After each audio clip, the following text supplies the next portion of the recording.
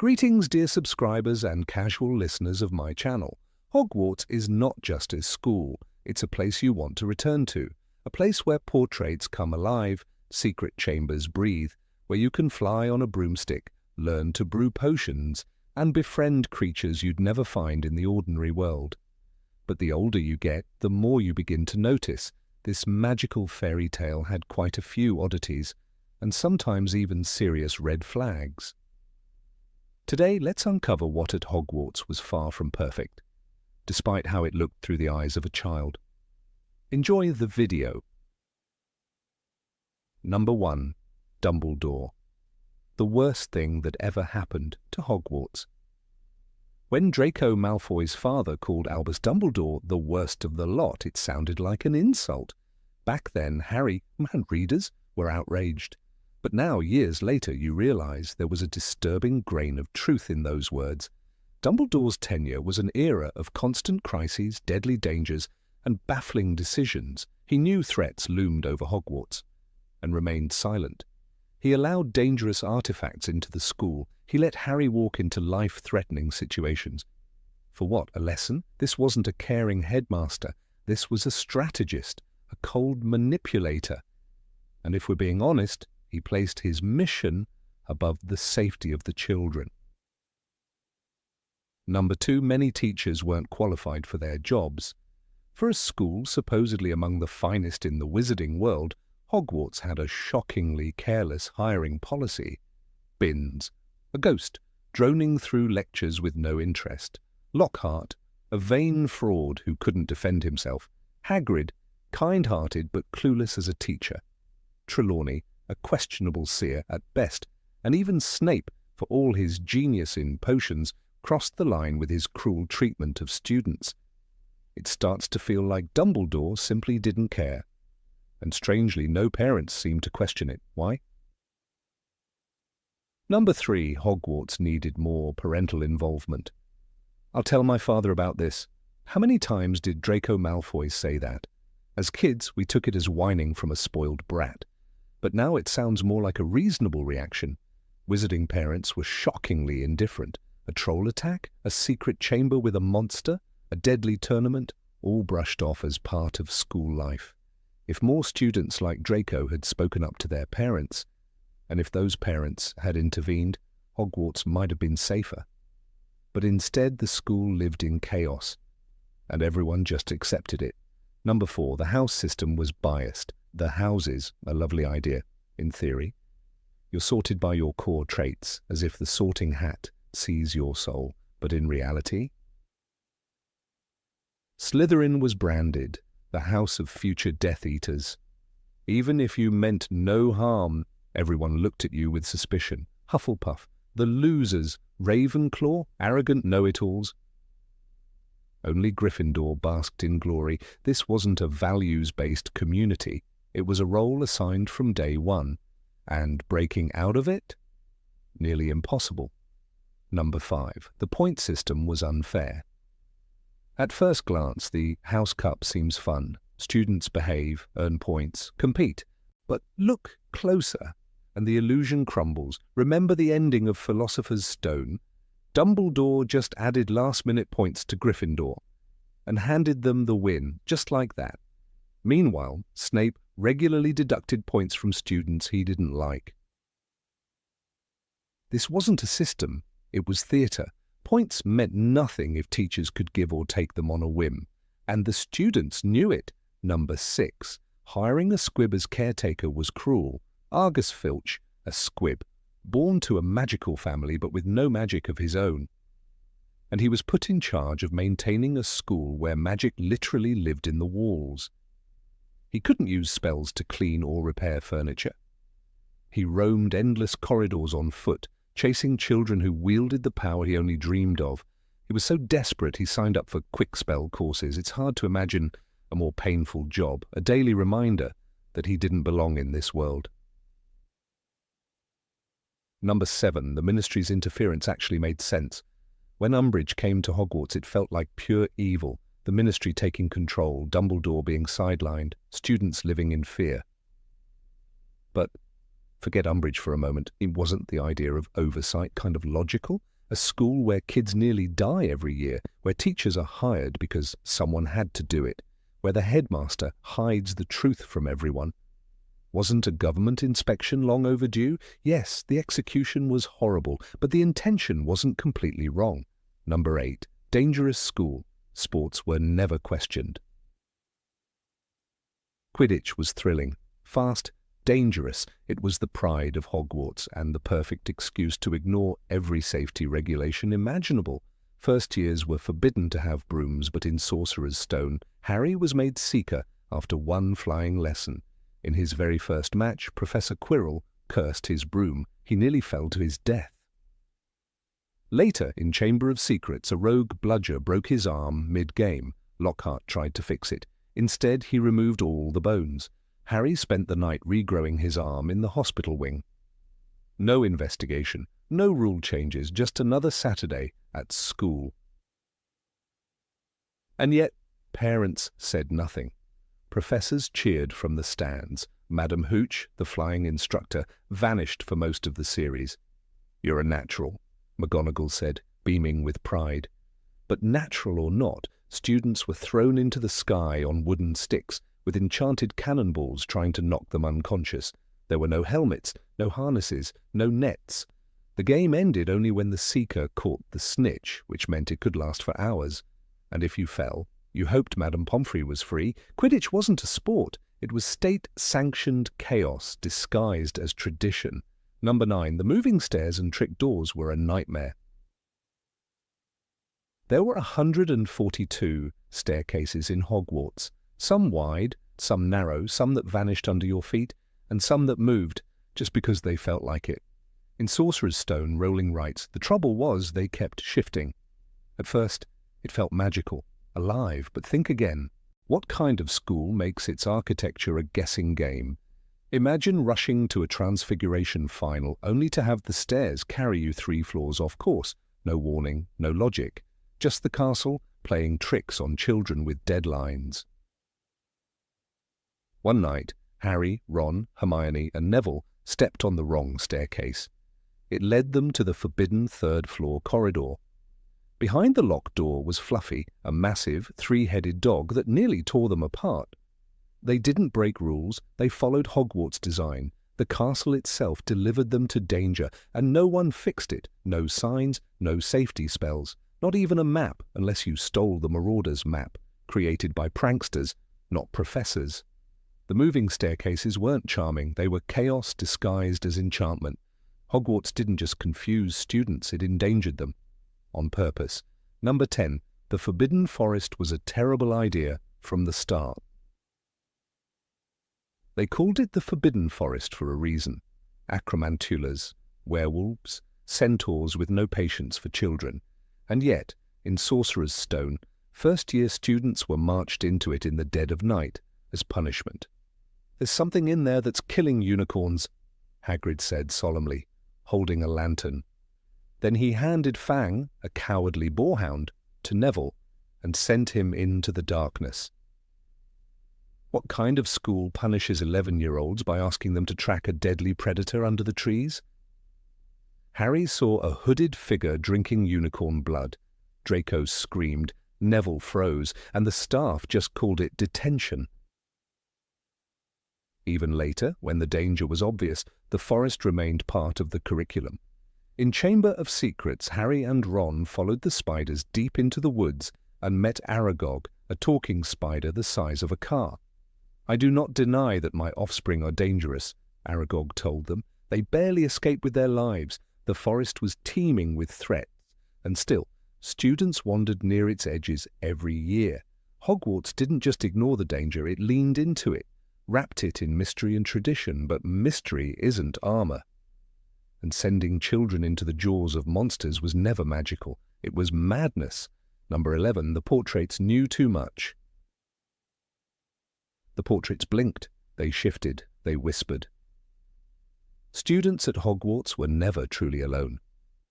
In Order of the Phoenix, when Harry secretly meets Sirius in the Gryffindor fireplace, Phineas Nigellus Black's portrait listens from the wall and reports straight back to Dumbledore. He didn't ask permission, he didn't knock. He just watched and spoke.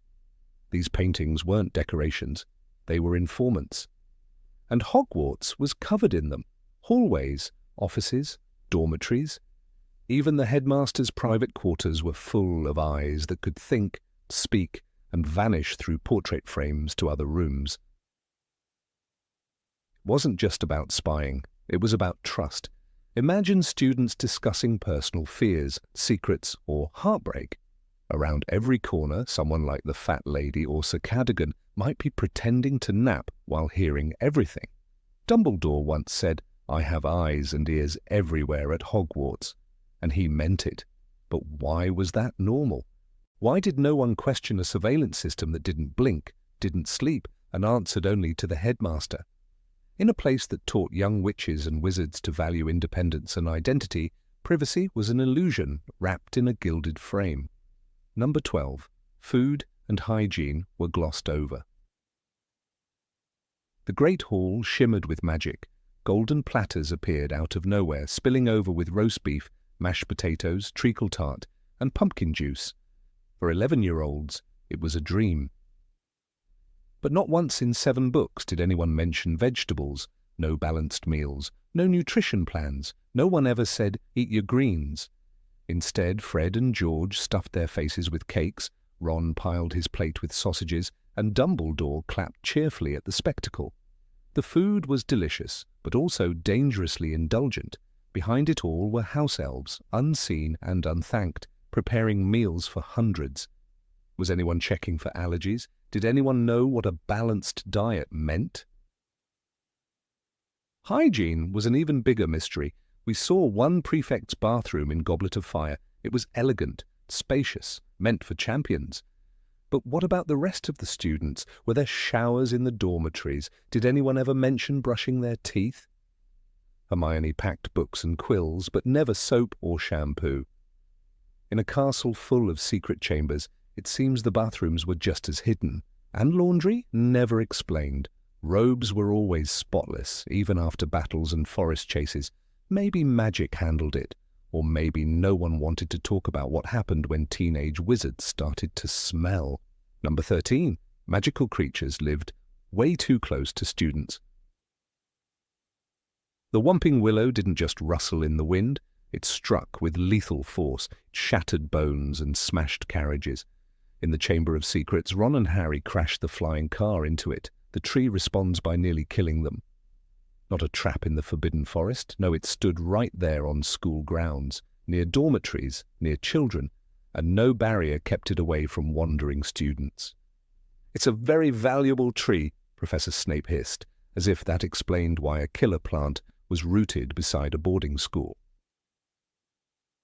Thestrals lived in the forest, half-skeletal creatures with leathery wings and milky eyes. Students who saw death could see them too. For Harry, that meant watching the strange beasts pull carriages from the train station. "You're not going mad," Luna told him. "I see them too." They were gentle, yes, but unnerving. Children exposed to trauma watched invisible monsters glide beside their classmates.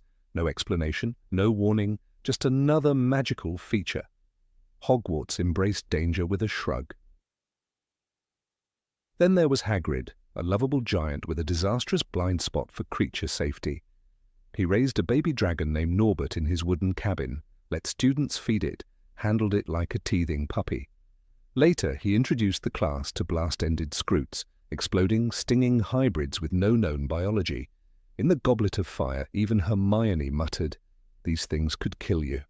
Still, lessons continued. Even Aragog, a monstrous spider the size of a small car, lived freely in the Forbidden Forest. Hagrid called him misunderstood, but no child should study arithmetic in a castle surrounded by things that want to eat them. Number 14, ghosts in a school aren't exactly normal. In the early years, the ghosts of Hogwarts felt like harmless background magic. Nearly headless Nick floated cheerfully through the Gryffindor common room. The fat friar smiled at everyone he met. Even the bloody baron, with his eerie silence, seemed more theatrical than threatening.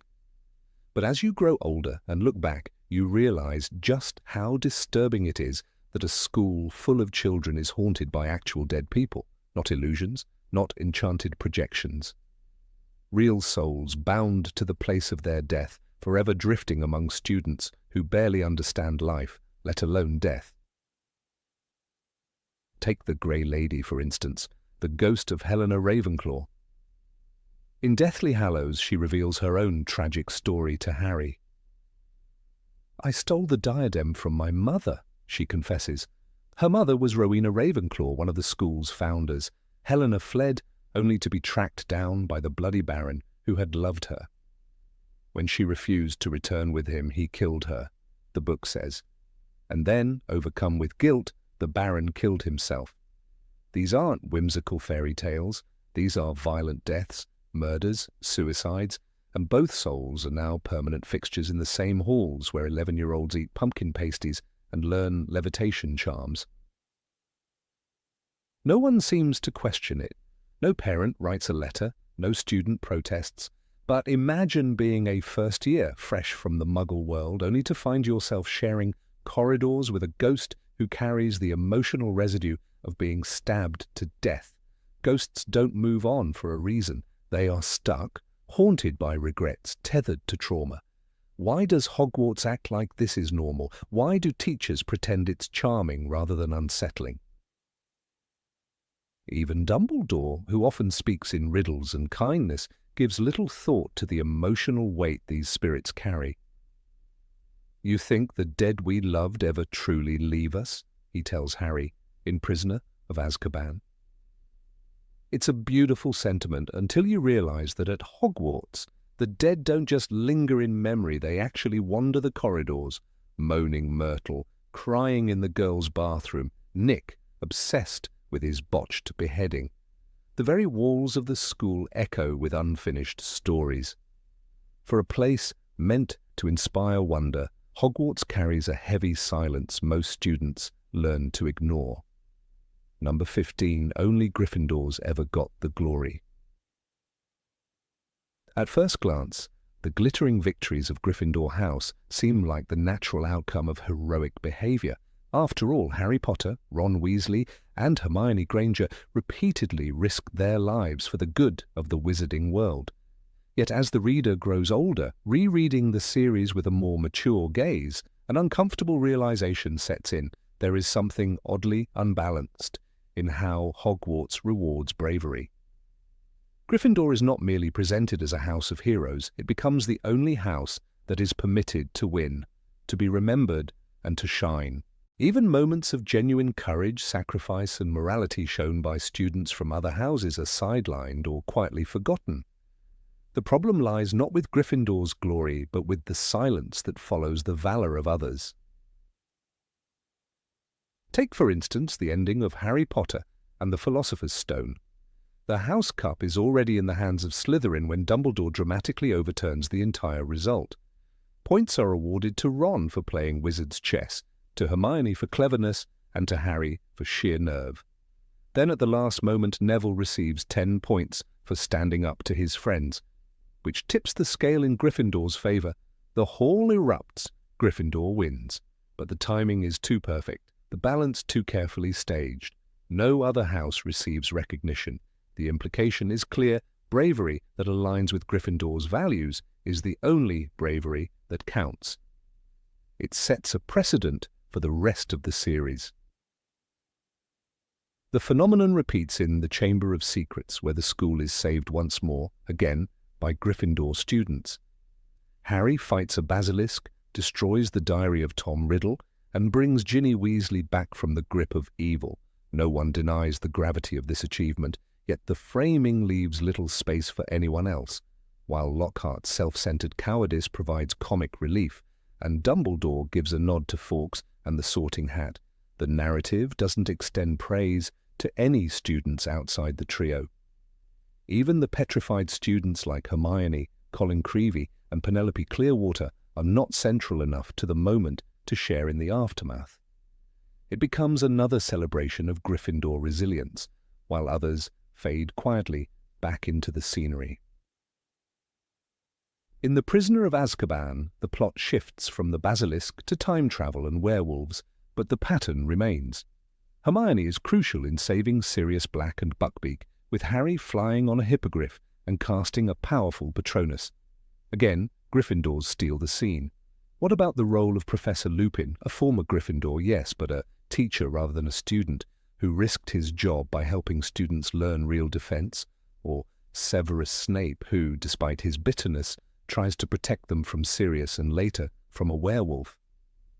These layers of bravery are not framed heroically because they don't belong to the main trio's spotlight.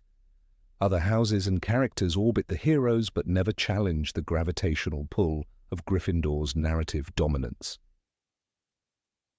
The clearest example of this narrative favoritism comes with the Triwizard Tournament in the Goblet of Fire. Cedric Diggory of Hufflepuff is chosen alongside Harry to represent Hogwarts. He is handsome, intelligent, athletic, and morally grounded. He is, in many ways, the ideal Hogwarts student. Dumbledore himself refers to him as someone who exemplified many of the qualities that distinguish Hufflepuff House: loyalty, hard work, fairness. Cedric even helps Harry with the clue about the golden egg, proving he is not just a competitor, but a team player. And yet, when Cedric dies, murdered senselessly by Voldemort, his legacy quickly fades from the school's memory. The narrative presses forward with Harry's trauma, the return of the Dark Lord, and the brewing storm ahead. Cedric's death is not just a personal tragedy. It is a narrative casualty, forgotten too soon. In Order of the Phoenix, the same pattern takes shape in the formation of Dumbledore's army. Although members from multiple houses join, Ernie Macmillan and Hannah Abbott from Hufflepuff, Luna Lovegood from Ravenclaw, it is again the Gryffindors who drive the story. The Room of Requirement becomes their stronghold, but the victories within are overshadowed by the trio's personal arc. Even when they go to the Department of Mysteries, it is Neville, also a Gryffindor, who stands out among the others. Luna fights bravely, sustaining injury, yet her contribution is barely explored beyond her dreamy strangeness. It is telling that even in a mixed group, the Gryffindors remain narratively dominant. When the battle reaches its peak in Half-Blood Prince, Dumbledore is killed, and Hogwarts mourns. Still, it is Harry, Ron, and Hermione who inherit the mantle of resistance. Students from other houses are mentioned in passing: Terry Boot, Michael Corner, but they are not called to lead. The weight of the coming war falls on the familiar trio. Other houses with different strengths, logic, loyalty, ambition, are not only underrepresented but unacknowledged in the planning of the resistance. Even the Slug Club, which could have offered a cross-house coalition of talented students, centers around Harry and those closest to him. The possibility of a broader alliance is lost in the tight frame of Gryffindor loyalty. In the Deathly Hallows, the imbalance becomes most troubling. As the Battle of Hogwarts begins, we see students and teachers from all four houses stepping up to defend the school. The Patil twins fight alongside their classmates. Luna Lovegood leads Harry to the Ravenclaw common room. Even Zachariah Smith, a less-than-valiant Hufflepuff, is present. Yet it is again the Gryffindor acts of courage that receive the spotlight. Neville Longbottom destroys Nagini with the Sword of Gryffindor. Ron and Hermione destroy another Horcrux. Harry sacrifices himself and returns to defeat Voldemort. These are necessary acts, but why is there no lingering moment for the losses or heroism of the other houses? Colin Creevey dies having snuck back to fight, and yet his death is mentioned briefly and mourned no further. The school may have fought together, but the story returns once more to Gryffindor hands. Number 16. Spellcasting lessons were ridiculously casual. At 11 years old, everything seemed magical. The moving staircases, the floating candles, the shifting ceiling of the Great Hall, Hogwarts dazzled like a dream, but read those scenes again as an adult, and a different reality surfaces. One where safety measures are sparse, lesson plans feel improvisational, and children wield dangerous spells with minimal supervision. the awe gives way to a more unsettling question.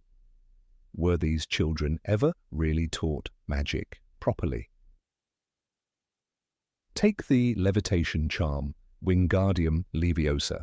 It appears first in Professor Flitwick's class, where he chirps instructions with enthusiasm but scant caution. Swish and flick, he says, and Hermione Granger, always the diligent one, manages to get her feather floating. But think about it. What would happen if that charm were misdirected? A first-year student like Seamus Finnegan could easily send a book flying into someone's eye, or worse. In fact, he spends much of his school career accidentally setting things on fire. These children were casting spells that could alter matter, inflict pain, or summon objects across the room, and yet the lessons resembled a craft workshop more than a formal educational system. Professor McGonagall's Transfiguration classes followed the same tone. On the very first day, she demonstrated turning her desk into a pig and back again, an impressive feat of complex magic. Then, with no more than a short instruction, she told her class to try transforming a matchstick into a needle.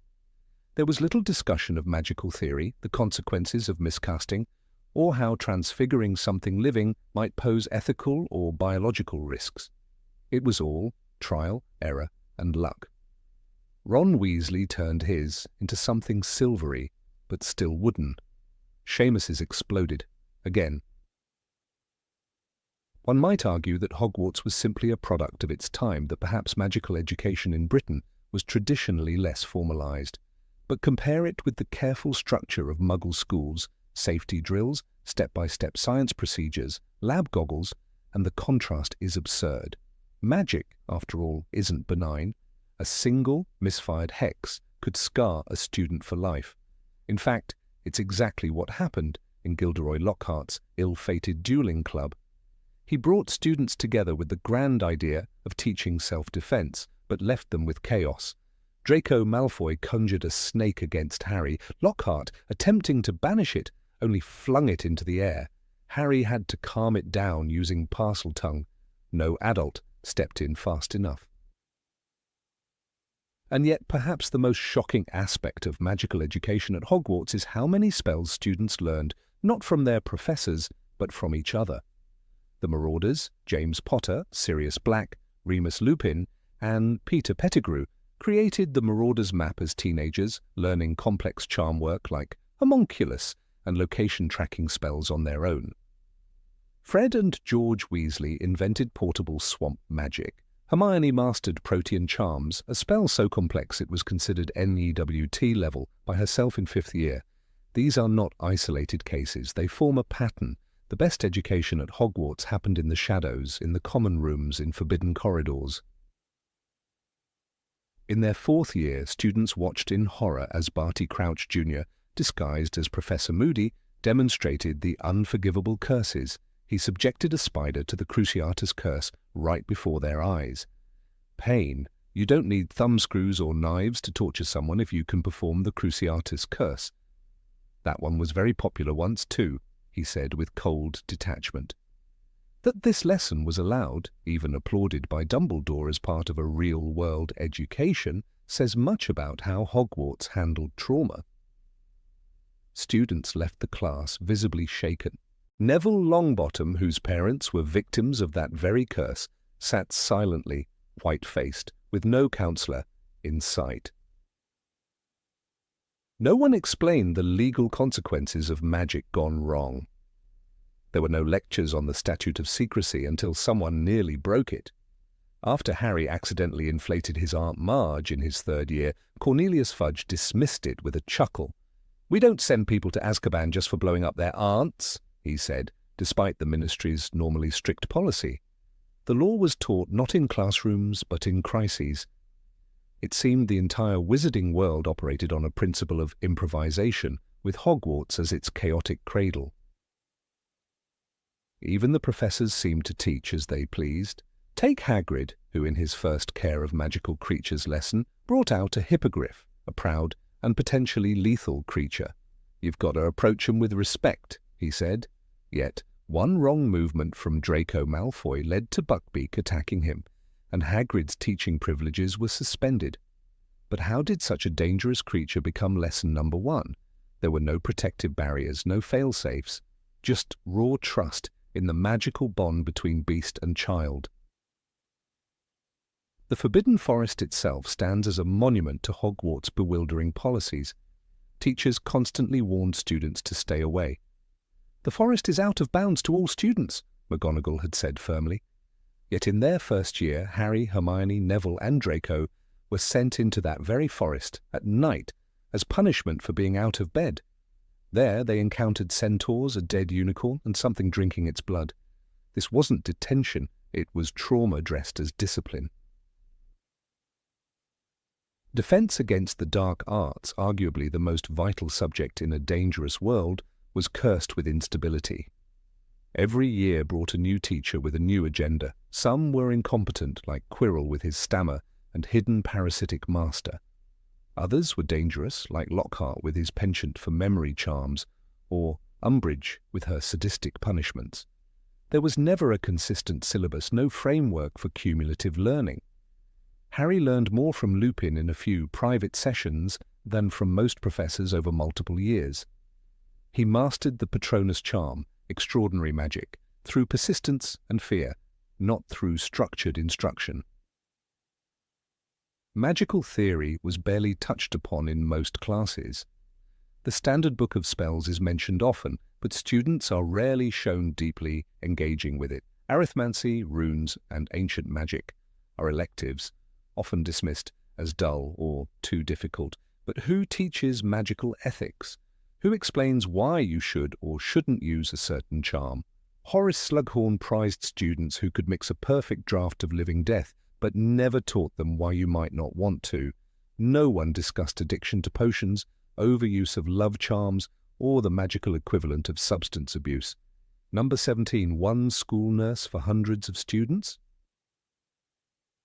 There is something hauntingly odd about the way Hogwarts handled its medical affairs, something that only becomes obvious when childhood wonder fades and critical thought sharpens. As children, readers marveled at magical cures, fascinated by pepper-up potions and bone-growing elixirs. But with age comes scrutiny. The most prominent realization? Hogwarts had a shockingly inadequate medical system, one healer, hundreds of students, and that one healer, Madame Poppy Pomfrey, was expected to handle everything from Quidditch injuries to magical curses and petrifications alone. Madame Pomfrey is often portrayed as competent, kind, and impressively discreet. No one doubted her capability or her commitment. But capability alone cannot balance the fact that one woman ran the entire medical infrastructure of a school where children regularly encountered lethal creatures, practiced dangerous spells, and participated in tournaments involving dragons. Madame Pomfrey was bending over a fifth-year girl with a swollen nose, we read in Half-Blood Prince. It's a casual moment, but now we see it clearly. She was always bending over someone, treating another injury, patching up wounds while the chaos never stopped. How could one person possibly manage? Consider the second task of the Triwizard Tournament in Goblet of Fire. 4 students dove into the depths of the Black Lake, battling Grindylows and merpeople, facing the limits of oxygen and endurance. Harry emerged half-frozen, suffering the effects of prolonged exposure to near-freezing water. Who tended to him? Pomfrey. Just Pomfrey. There is no mention of other medics, no emergency crew, no healers flown in from St. Mungo's. Dumbledore says lightly, "Madame Pomfrey will put you right in no time," as if this were not a moment where several students might be suffering from hypothermia or worse. It's alarming to realize how normalized this is within the wizarding world. Even more disturbing is what unfolded during the attacks in Chamber of Secrets. One by one, students were being petrified. Colin Creevey, Justin Finch-Fletchley, Hermione Granger, and even the school ghost, nearly headless Nick. The condition was neither fatal nor trivial. Victims were frozen in a death-like state for weeks, and yet no emergency protocol was set into motion. No backup healers arrived. No parents demanded intervention. Only Pomfrey monitored the still bodies in the hospital wing while waiting for a mandrake-based potion to be brewed. Again, the entire response was reactionary. No diagnostic effort, no attempt at preventive medicine. Hogwarts just waited. When Hermione was hit by the curse from the basilisk's eyes through a mirror, she was petrified instantly. For weeks, Pomfrey sat vigil, caring for several such students with nothing but her own 2 hands. This wasn't just poor staffing, it was neglect on a systemic level. How did no one in the ministry step in? How did no one think to station a small team from St. Mungo's in such a high-risk institution? It's not as if the threat was a scraped knee or 2. These were magical ailments with serious consequences. The same pattern repeats in Prisoner of Azkaban. When Sirius Black breaks into Gryffindor Tower, the entire student body is ordered to sleep in the Great Hall. Madame Pomfrey handed out sleeping potions, the book says.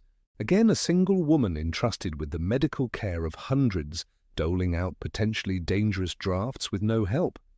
What if someone had an allergic reaction? What if a student refused the potion and wandered off sleep-deprived into danger? The entire event is treated as manageable by one person. That's not just unrealistic, it's reckless.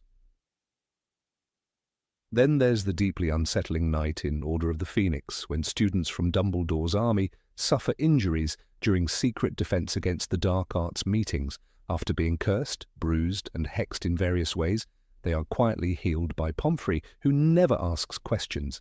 It's as if she expects that children will be coming to her with hidden magical injuries on a regular basis, and she accepts it. "I don't ask questions, dear. I just patch people up," she once told Harry.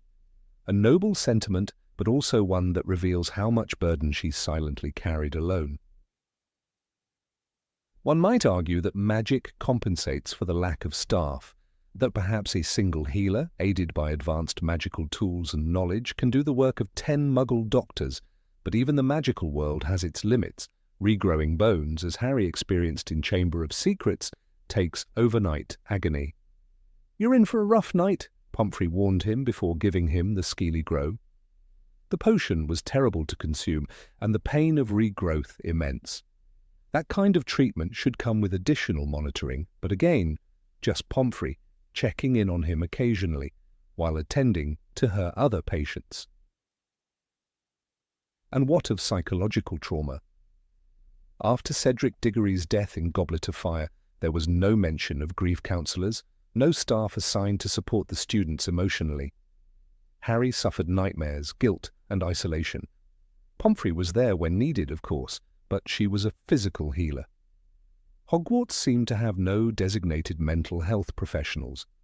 A boy had died, murdered on school grounds, and the emotional response was handled with the bare minimum. The burden fell on individual students and househeads when it should have been addressed by a trained team. When Ron is poisoned in Half-Blood Prince after drinking tainted mead, it is sheer luck that Harry remembers the Bezoar from his first-year potions class. Ron collapses, foaming at the mouth. No emergency plan is activated. No immediate magical ambulance arrives. Harry acts fast and Pomfrey takes over later. But again, it's her. Always her. Hogwarts had no trained first responders. It depended entirely on teenagers knowing the right antidotes and hoping the healer wasn't busy with someone else. The reality of Quidditch also throws the school's medical system into sharp relief. In nearly every game, someone is injured, often severely. Harry breaks bones, is knocked unconscious, even has his arm deboned by Gilderoy Lockhart. Still, there are no medics at pitch side, no magical stretchers flying in. It is always, Pomfrey will fix you, she'll be in the hospital wing. It paints a picture of sports medicine that is archaic and dangerous. In a world where flying at high speeds on brooms is normalized, how could there not be a dedicated flying medic team? Number 18. The library hid more than it revealed. The Hogwarts library always stood as a quiet, majestic entity in the background of the Harry Potter books, its rows of tall bookshelves, dusty tomes, and ancient scrolls presenting a picture of order and wisdom. But as readers return to the series with more mature eyes, something strange becomes evident. The library, this supposed heart of magical learning, was not designed to help students succeed. Instead, it seemed determined to hold knowledge hostage. Every time Harry, Hermione, or Ron needed to uncover something critical, they had to sneak, lie, or outright break the rules. That wasn't just a quirk of their misadventures, it was a reflection of a deeper flaw in the way Hogwarts treated knowledge. Consider Hermione Granger. If there was ever a student who respected knowledge and the order of institutions, it was her. She didn't just like books, she believed in them. Yet she was the first to suggest breaking into the restricted section in Philosopher's Stone. She used a cleverly forged note and Harry's invisibility cloak to find Moste Potente potions, the only book in the library that detailed the painful process of making Polyjuice potion. The trio needed it to investigate Draco Malfoy, whom they suspected of being the heir of Slytherin. They weren't hunting forbidden knowledge for fun. They were trying to protect students from a creature that was turning them to stone. But the library had locked that critical knowledge away behind a wall of fear and formality. The restricted section wasn't merely a special reading room. It was a place of silencing. The very idea that one needed a professor's written permission to open certain books implied that students were too naive to handle truth. But what criteria governed those permissions? There's no evidence Dumbledore gave permission freely, even to students as bright as Hermione. The real mechanism for accessing power, then, was not trust or merit. It was secrecy and luck. The library, meant to be an open vessel of learning, instead became a locked chest, and it only opened when rules were broken. And when it was opened, the consequences were always dramatic. During their second year, Hermione was petrified while trying to uncover the truth about the basilisk. Her last act before the attack was tearing a page from a book that described the creature. She knew what she was doing could be considered vandalism, but there was no other way. She couldn't check out the book. She couldn't even carry it to a teacher. So she did the only thing that worked. She broke the rules. That knowledge, hidden away in some obscure corner of the library, was the key to solving the entire mystery of the Chamber of Secrets. Yet it was not made accessible to the very children who were in danger. The danger wasn't limited to monsters lurking in pipes. In Half-Blood Prince, Harry stumbles upon a worn textbook of advanced potion-making, filled with handwritten notes from the mysterious Half-Blood Prince. The book is technically allowed. There's no rule against using an older copy, but its annotated spells are far more advanced and dangerous than anything Professor Slughorn teaches. One spell in particular, Sectum Sempra, almost kills Draco Malfoy. This knowledge wasn't in the restricted section, it was simply buried under years of neglect. If a dangerous curse like that could be found in an open-access book, what does that say about the so-called restrictions in place?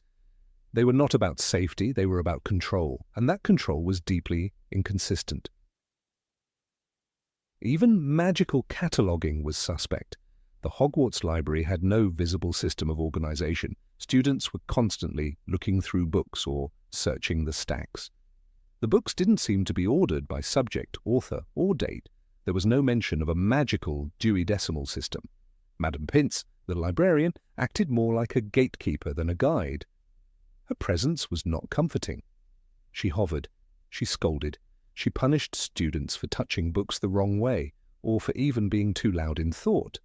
The library wasn't a sanctuary, it was a surveillance zone. And perhaps the most damning thing, none of the students are ever taught how to use it.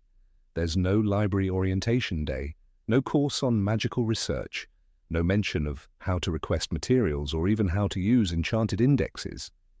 For a school that taught children to turn teacups into tortoises, there was an alarming absence of instruction on how to find a book that might save your life. The assumption seemed to be that if you were smart or desperate enough, you'd find a way. But that's not how education should work. That's how mazes work. In Goblet of Fire, when Harry needs to figure out how to breathe underwater for an hour, Hermione combs the library for days. She checks every book she can find and nothing helps. Only when Neville Longbottom hands him magical water plants of the Highland Lochs does Harry discover gillyweed. But even this was only possible because Dobby overheard the plan from Moody. Dobby then steals the book. Again, critical information was buried in an unrelated book, and it took a house elf's intervention to reveal it. The students were left helpless unless fate or trickery stepped in. The library wasn't helping them learn, it was a barrier they had to outwit. There's also the bizarre phenomenon of sentient books, like the Monster Book of Monsters, which had to be chained shut to prevent it from attacking people. While this may seem like a comical quirk, it speaks to a deeper issue. Books were made dangerous on purpose. There's no logical reason for a book to bite unless it's enchanted to do so. In the Muggle world, books are tools. In the magical world, they were sometimes traps, and no student was warned. The library, with its stained glass windows and medieval ladders, should have been Hogwarts' beating heart. But it functioned more like a haunted relic. The stories it contained were alive, certainly, but they were not made to be understood. In Order of the Phoenix, Hermione finds Hogwarts. A history, woefully outdated when it comes to the Room of Requirement, a space with the power to give seekers exactly what they need, including hidden rooms full of lost, magical objects. Not once is this place mentioned in any library records. No book explains it. That absence of documentation speaks volumes. Either the library didn't know about it, or it chose not to say. And what of the books that screamed when opened, or tried to bite fingers off? Their presence adds to the notion that knowledge itself was dangerous, that to seek it was to risk your sanity or your limbs. Some of the books the ministries banned. You wouldn't believe the stuff people used to write down, Ron once said. But isn't that exactly why libraries exist? To hold dangerous knowledge in safety so that it may be understood, not feared. Hogwarts didn't preserve knowledge to be used, it preserved it to be hidden. In Deathly Hallows, we learn more about Dumbledore's past, his fascination with the Deathly Hallows and the ideas he explored with Grindelwald. None of this was in the library, not the Hallows, not the history of wand lore, not the true legacy of the Elder Wand. The trio had to track down Xenophilius Lovegood for even a story of the Hallows.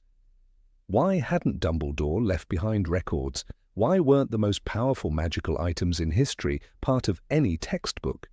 The omission was too deliberate to be innocent. The library mirrored the wizarding world's larger problem, a deep fear of change and a desire to control the flow of truth. Hogwarts taught students to transfigure animals and duel with wands, but not how to ask questions, not how to challenge ideas. The very structure of the library encouraged passive learning. If it wasn't on the required reading list, it didn't matter. If it wasn't approved by a teacher, it wasn't real. And if it was in the restricted section, it was dangerous by default. Even the Marauder's map, one of the most powerful magical documents in the series, was hidden not in the library, but behind a trick step and stored in Filch's confiscated items drawer. It didn't belong to the institution. It was a student's invention, lost and buried. The creators, James Potter, Sirius Black, Remus Lupin, and Peter Pettigrew, were 4 boys who sought to learn beyond the curriculum.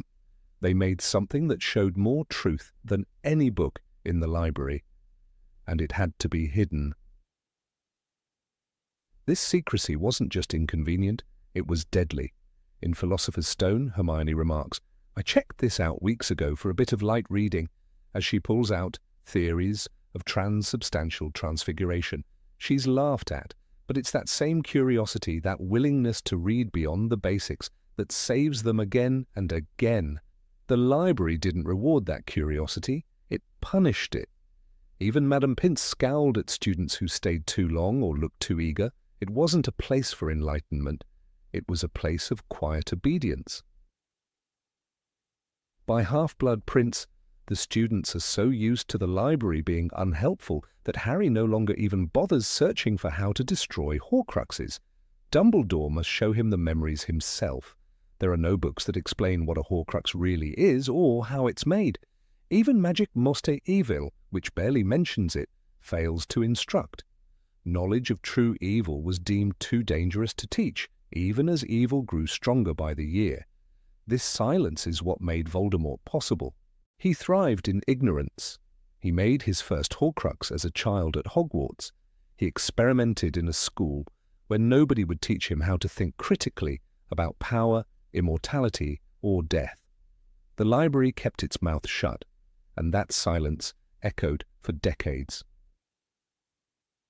So we return to that strange fact. The Hogwarts library gave less than it concealed, and not by accident. Its structure, its rules, and its guardians were all built to limit access to power, and those who wanted to learn had only one option: break the rules. In a world where knowledge was power, the gate to knowledge was deliberately barred, and so the smartest students became the sneakiest ones. Because at Hogwarts to seek truth was not a virtue, it was an act of rebellion. Number 19, open discrimination against Muggle-borns. Of all the overlooked shadows cast within the hallowed halls of Hogwarts, the most unsettling reveals itself only when a reader grows older and begins to question the world rather than merely admire it. The magical school, glorified as a sanctuary for young witches and wizards, silently harbours a wound, a glaring institutional neglect that permits the subtle and overt discrimination of Muggle-born students. When one is a child, one may feel indignant when Draco Malfoy calls Hermione Granger a filthy little mudblood, but with age comes a deeper awareness, and that moment no longer reads as a villain being mean to the heroine. It becomes something else entirely, a cry for help that was never answered. Hermione Jean Granger was perhaps the most brilliant student of her generation, yet she walked the halls of Hogwarts with the weight of ancestral shame others had placed upon her shoulders. She was mocked, not for lack of talent, but because of her parentage. "No one asked your opinion, you filthy little mudblood," Malfoy sneered in the Chamber of Secrets, a statement as corrosive as any curse. It wasn't just words, it was a reflection of an ideology tolerated in the very corridors that claimed to nurture every student equally. The teachers heard it, other students did too, and what happened? Nothing of significance. Consider the moment when Professor Snape, a man whose own background ought to have made him more sensitive to prejudice, overheard Malfoy humiliating Hermione. In the Goblet of Fire, during the Care of Magical Creatures class, Malfoy made another derisive comment about Hermione's blood status after being scratched by a hippogriff. Snape, far from defending the girl, instead focused on punishing Hagrid for the incident, indirectly validating the insult by ignoring it. The silence from authority figures didn't just allow bullying, it encouraged it. The structure of the school did not possess any visible official protections for Muggle-born students. There was no magical equivalent of anti-discrimination policies, no safe space or adult advocate, no designated professor responsible for ensuring students felt protected. When Hermione was called a mudblood, it wasn't classified as a hate crime. It was reduced to a nasty word that merited at best a raised eyebrow. It was as though the professors, raised in the same divided society, had normalized this contempt. Minerva McGonagall, despite her sternness and dedication to justice, never once held a formal conversation with Hermione about how to navigate this dangerous identity. Her silence, while perhaps grounded in a desire not to further stigmatize the girl, ended up doing just that. In a school where house points were taken away for minor mischief, no points were ever taken for racial slurs. That silence was not neutral, it was approval by omission. Even Albus Dumbledore, who understood all too well the destructive nature of magical supremacy, failed to put protective mechanisms in place. He who stood against Gellert Grindelwald, who gave moving speeches about unity and love, did not craft any curriculum to teach young wizards and witches about the equality of blood status. He let the Slytherin common room remain a breeding ground for inherited bigotry. He let the pure blood pride flourish unchecked, as though hoping love and tolerance would trickle in naturally. It did not. One must also examine the house system. Slytherin House was an unapologetic bastion of pure blood ideology.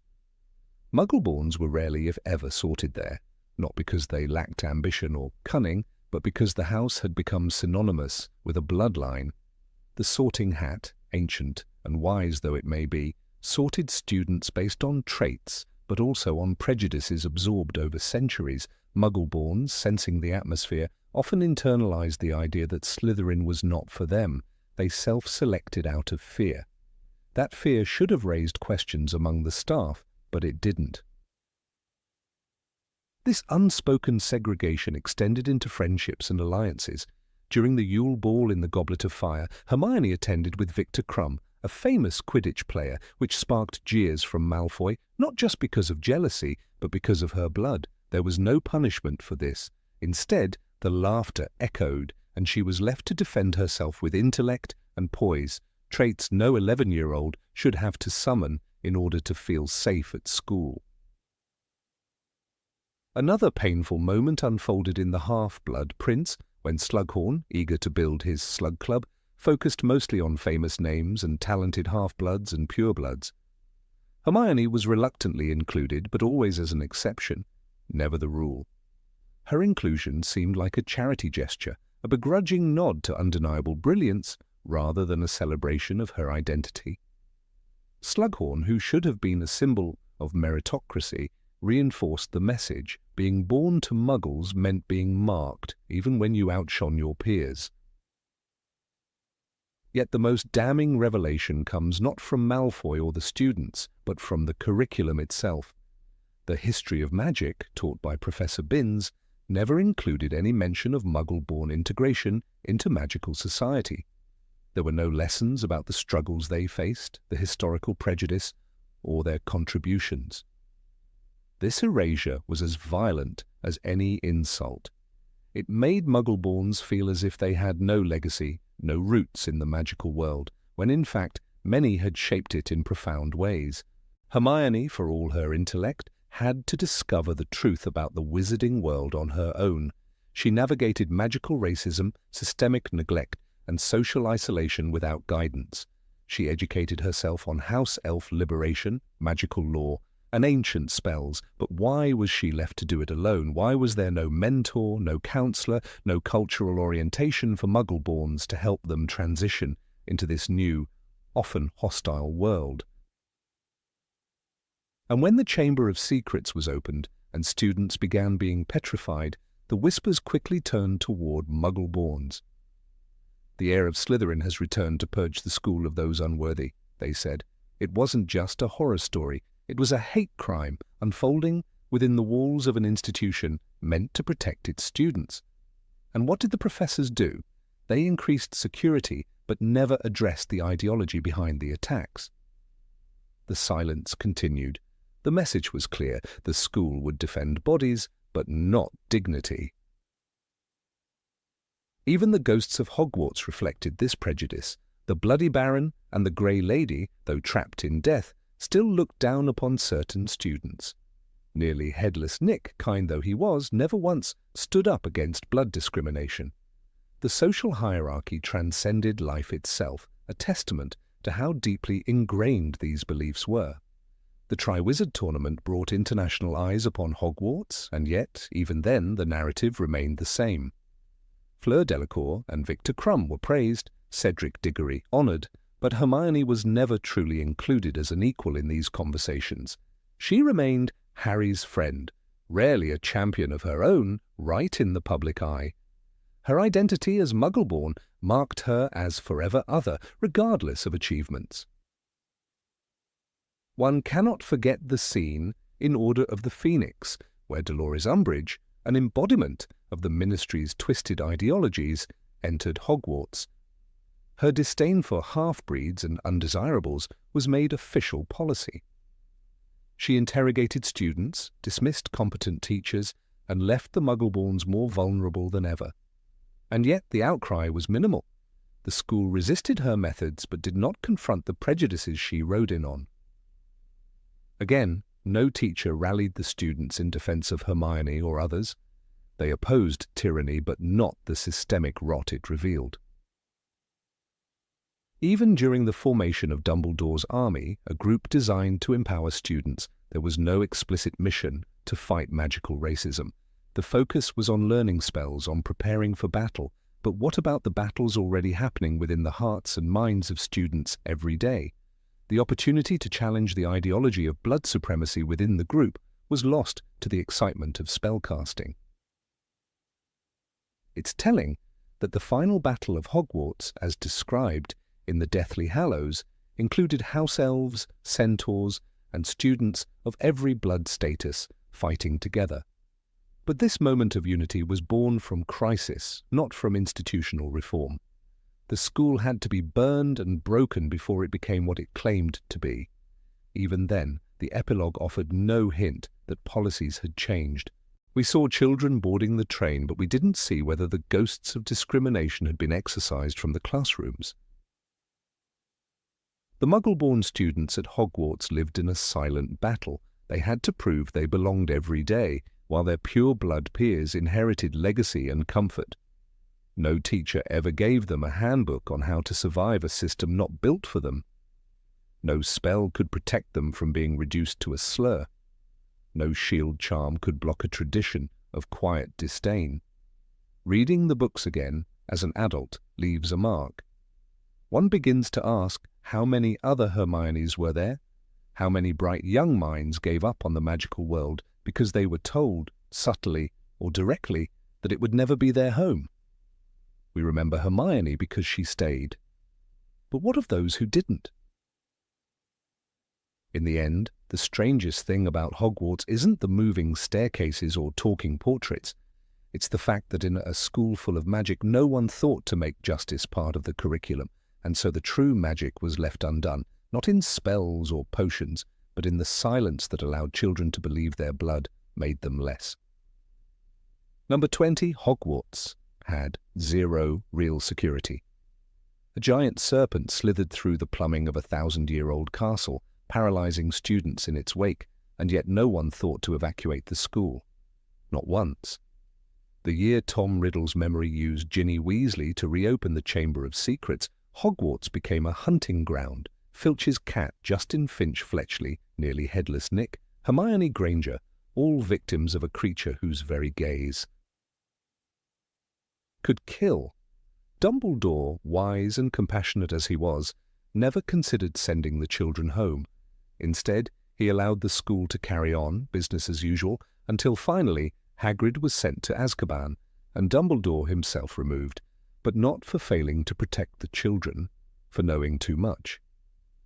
Safety at Hogwarts was not just overlooked, it was romanticized as bravery training. 11-year-olds with trembling hands were handed wands and thrown into a life filled with cursed objects, three-headed dogs and soul-sucking demons. No other educational institution, magical or not, would permit such casual exposure to mortal danger. Yet at Hogwarts, danger was not only tolerated, it was normalized. When Quirinus Quirrell let a troll into the dungeons during Harry's first year, it was treated like an inconvenience, not an act of war. Professors stormed the halls, children screamed, and in the aftermath nobody questioned how such a monster entered one of the most prestigious schools in the wizarding world. Even the castle's own design seemed hostile, staircases that moved at will, rooms that appeared or vanished depending on need or whim, and forests crawling with centaurs, werewolves and giant spiders, all presented as part of a magical education. The Forbidden Forest, so named because of the deadly creatures within, was the very place first years were sent as punishment. In Sorcerer's Stone, Harry, Hermione, Neville and Draco were made to accompany Hagrid into the dark woods to track an unknown beast that had slaughtered a unicorn. At night, with no trained auras, Neville Longbottom was shaking with fear, Draco Malfoy was bitten by a centaur, and still Hogwarts' response to this entire incident was silence. Filch, the caretaker, had no magical powers. This was not a mild inconvenience. It was a profound flaw in the school's security. Argus Filch patrolled the hallways with a lantern and a cat, trying to control hundreds of magical students with nothing more than keys and his scowl. In Order of the Phoenix, he was seen chasing Fred and George Weasley through the corridors, incapable of stopping them from setting off fireworks that disrupted exams and nearly destroyed entire hallways. And yet he was the school's primary figure of discipline. It was laughable, alarming, and entirely accepted. Dementors, the very embodiment of fear, were stationed around the perimeter of the school during Harry's third year, supposedly to protect the students from Sirius Black. These creatures fed on happiness and left their victims empty husks. Their very presence was harmful, as witnessed when Harry collapsed on the Hogwarts Express in Prisoner of Azkaban, hearing his mother's screams. Even Dumbledore disapproved of their presence, saying, "You cannot pass through every bar of a cage. You must sometimes risk your own safety." And yet, despite their known dangers, they were not removed. They glided over the Black Lake, haunting the grounds and attacking students without remorse.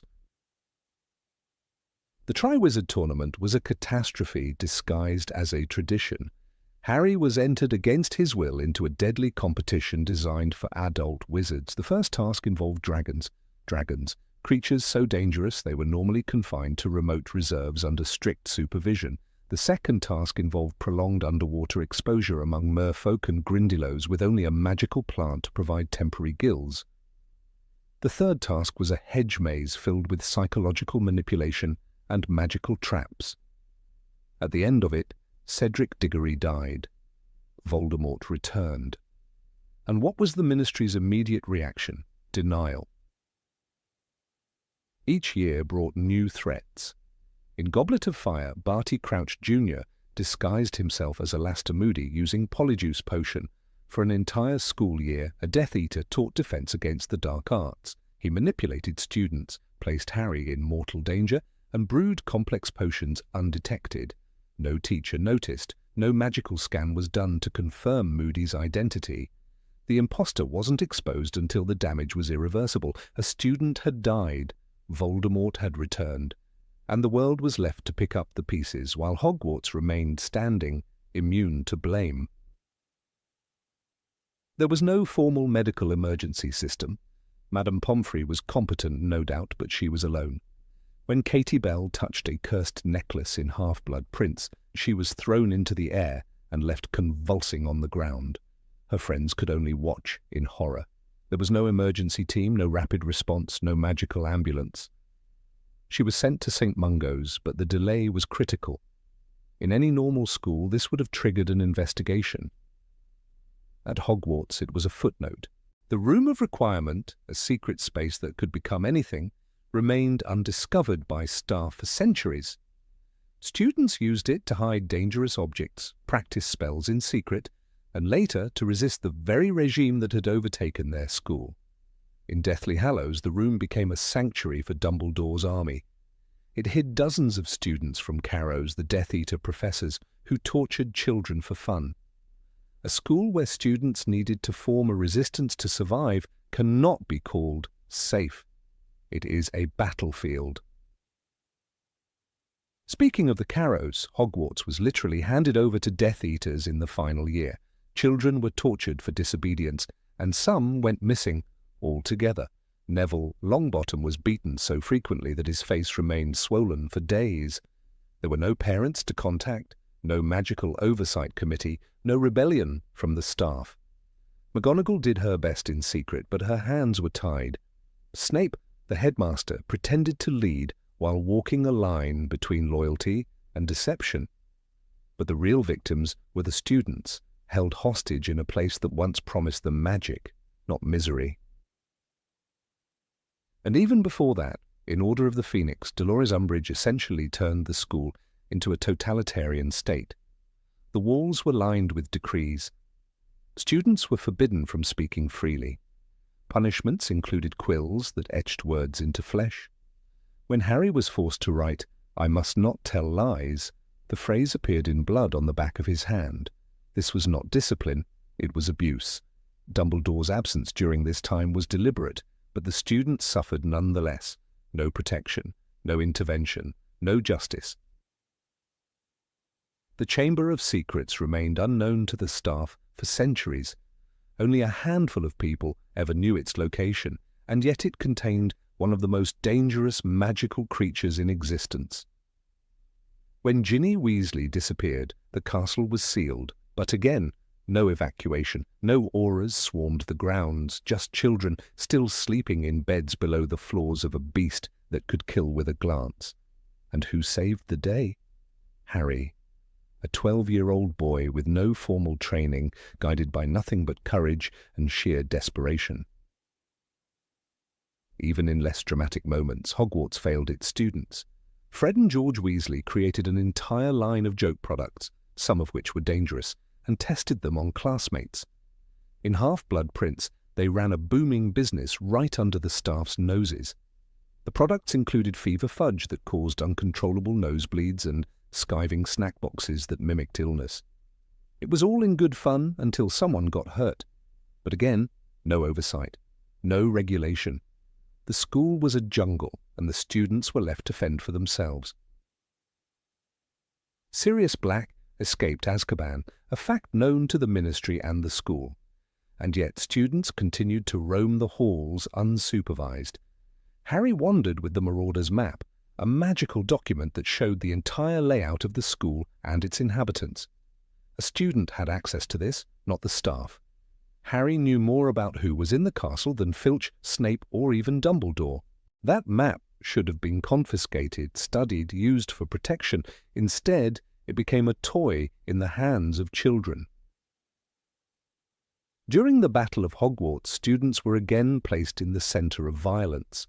Children under the age of 17 were asked to choose flee or fight. Many stayed, not because they were ready, but because they were loyal. Colin Creevey, a boy who once fawned over Harry with a camera, died in the chaos. The school became a war zone. Statues came alive, spells burst through corridors, walls crumbled. The loss of life was immense, and once again, no protective barrier had been enough to keep the enemy out. Polyjuice Potion was brewed multiple times by underage students without supervision. In Chamber of Secrets, Hermione, Ron, and Harry stole ingredients, broke into Snape's private stores, and managed to brew one of the most complex potions in existence in a girl's bathroom. No alarm was triggered, no professor noticed. In a world filled with magical detection spells, somehow, 3 second years ran an illegal laboratory undetected. This wasn't just negligence, it was systemic failure.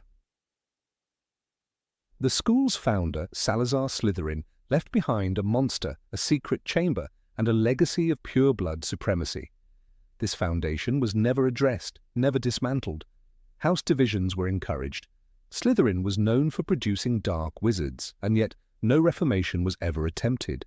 Children were sorted at age 11 before their personalities had even formed, and boxed into rival groups that bred hostility.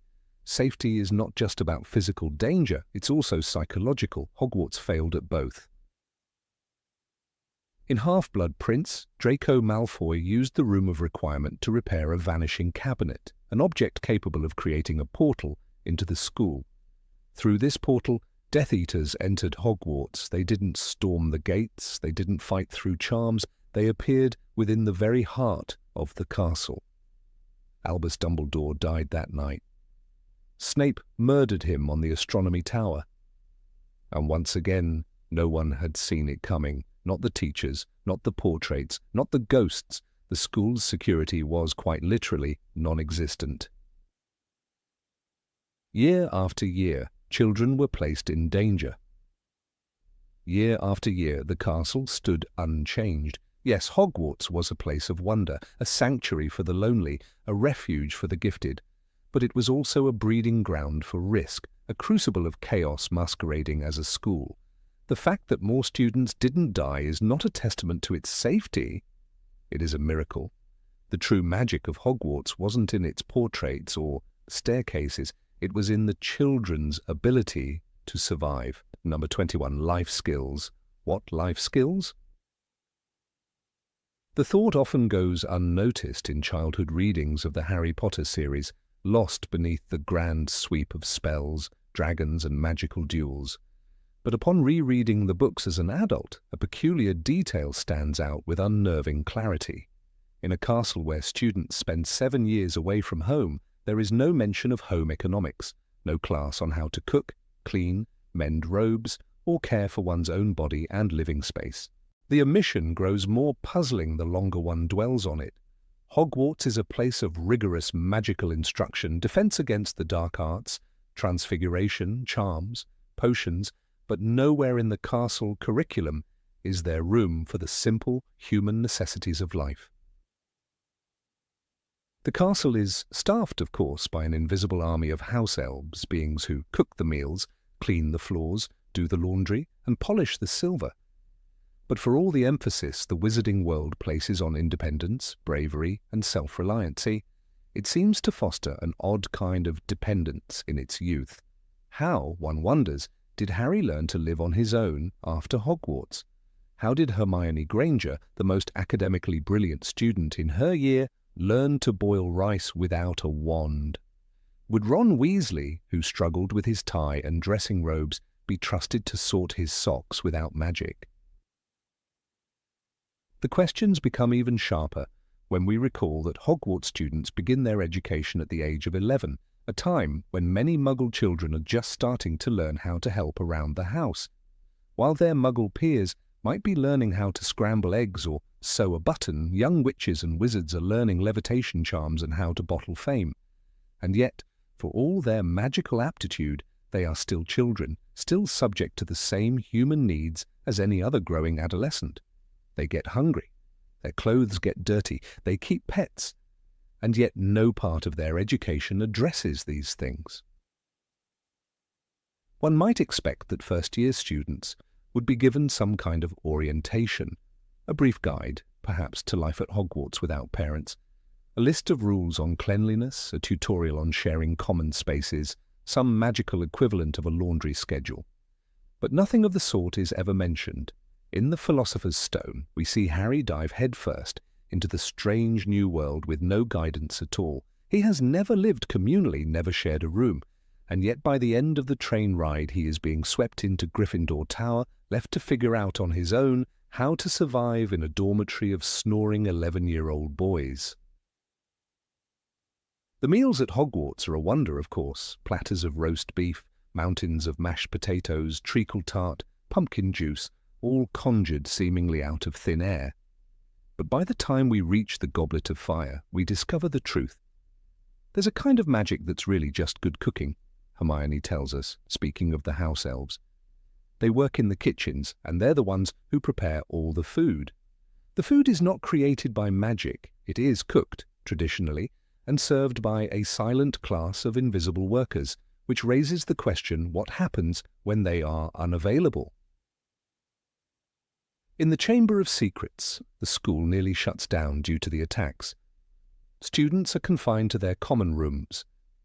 There is no mention of how food is distributed. In the Deathly Hallows, when the trio goes on the run, Hermione struggles to cook with limited supplies despite her genius. She burns mushrooms, they eat cold stew, even with an enchanted tent they suffer. The same Hermione who can brew polyjuice potion in a bathroom struggles to cook a hot meal over a fire. It is an absurd juxtaposition and yet perfectly consistent with the education Hogwarts provides. The absence of practical teaching extends to other areas, laundry for instance. In 7 books, not once do we see a student doing laundry. No one mends robes, irons shirts, or washes socks. In the Half-Blood Prince, Harry's robes are described as crumpled and his cauldron as filthy. But rather than fix these issues himself, he simply ignores them or, at best, uses a scouring charm. This reliance on magic to bypass real-life chores is part of a broader cultural blind spot in the wizarding world, where basic self-care is either delegated to elves or ignored altogether. One might argue that magic itself renders such tasks unnecessary. A flick of the wand can clean a room, vanish dirt, or even mend torn fabric. But even the most powerful wizards had to learn such spells somewhere. Where did Molly Weasley learn to operate her self-scrubbing pot? Who taught Tonks to change her hair colour at will? And if these skills are essential to adult wizard life, why are they not taught in school? The answer is never given. The students simply grow up, and somehow, between one book and the next, they have learned to live.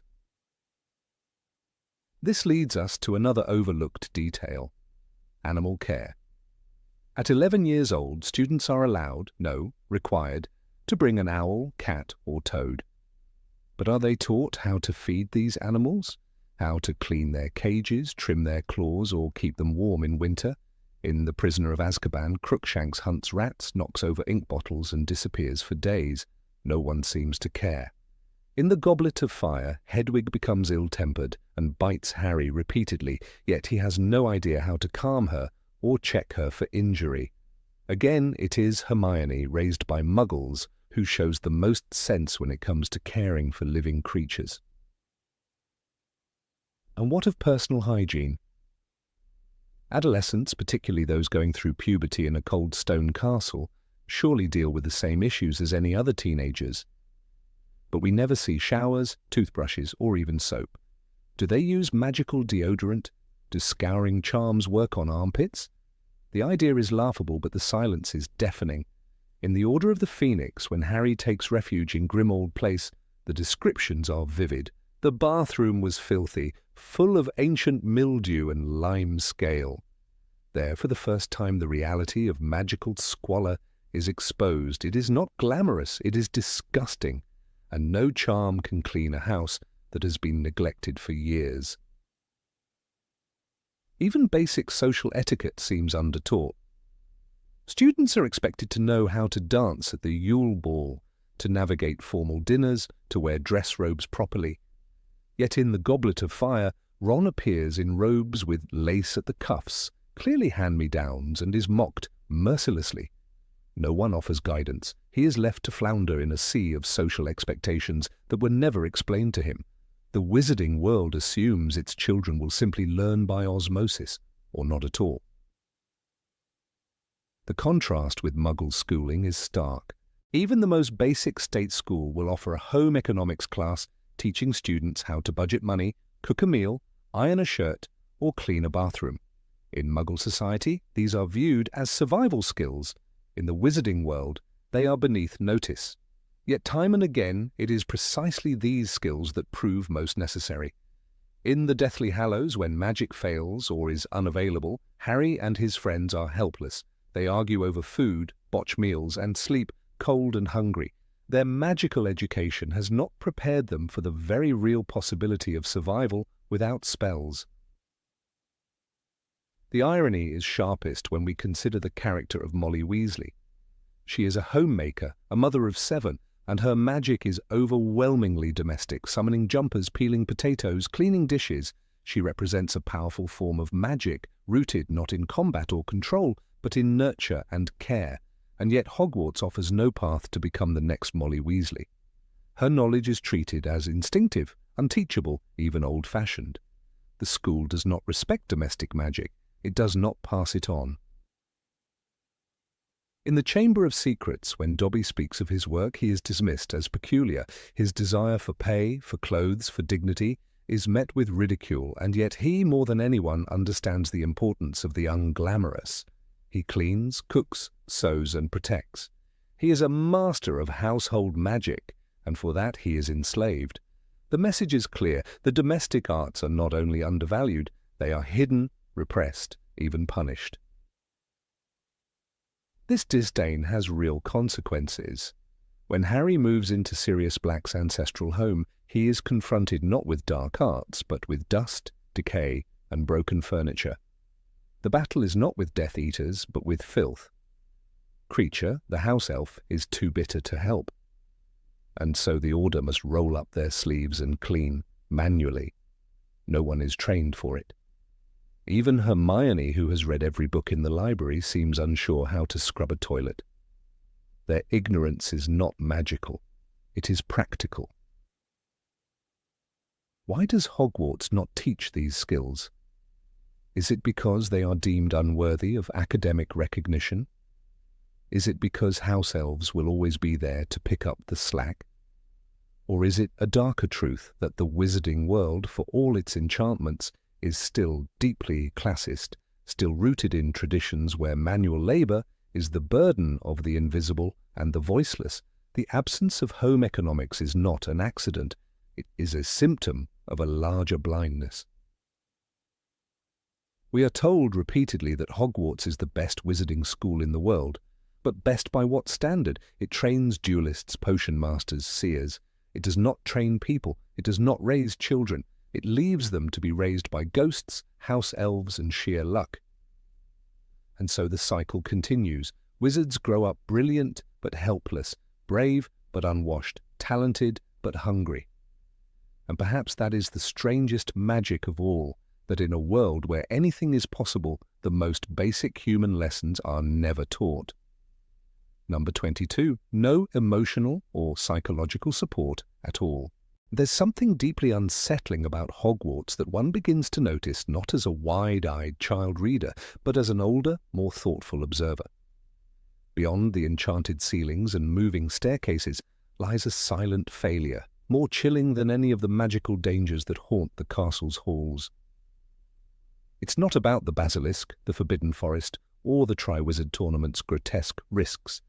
It's the absence of adult emotional care, the near total lack of any meaningful student support system. Hogwarts, for all its grandeur, was a school where no one seemed to truly see the students as vulnerable human beings.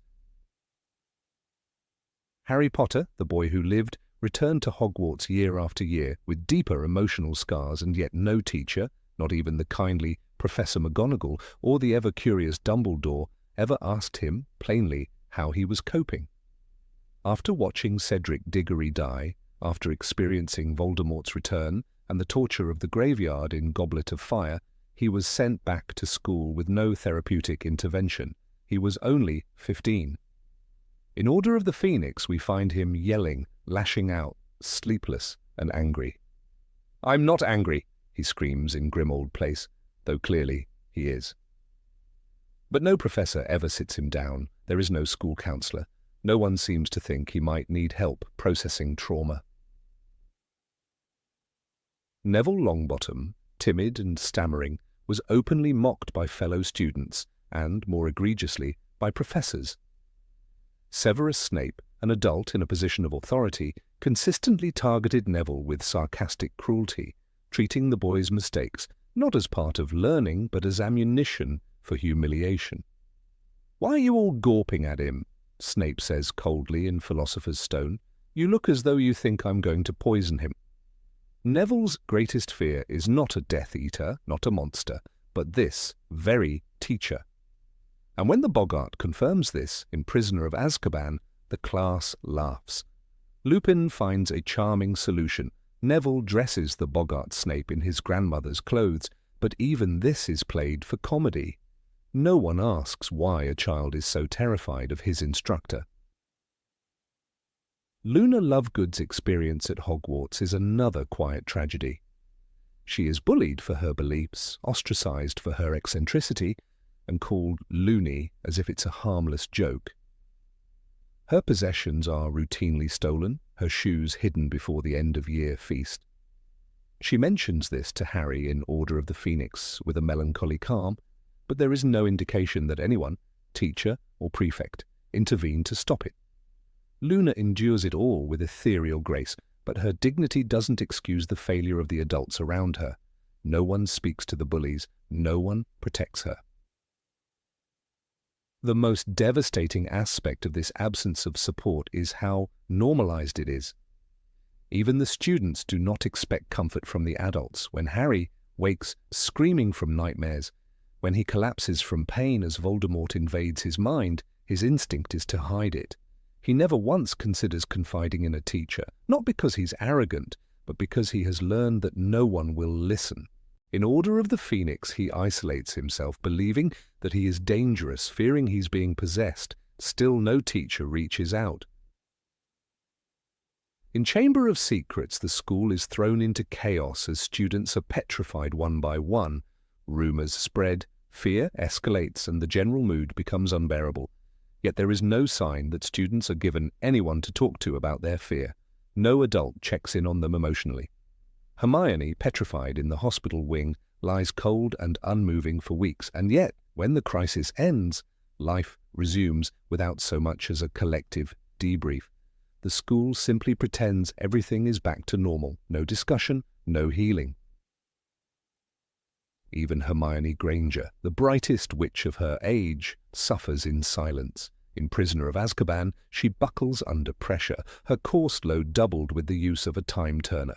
She is visibly exhausted, snapping at friends, crying in secret. "I can't stand it anymore," she says at one point, her voice cracking. But her distress goes unnoticed by the staff who approved her impossible schedule.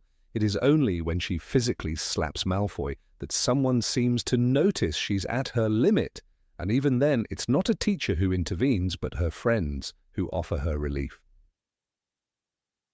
The Triwizard Tournament was perhaps the most damning event in the school's failure to protect its children.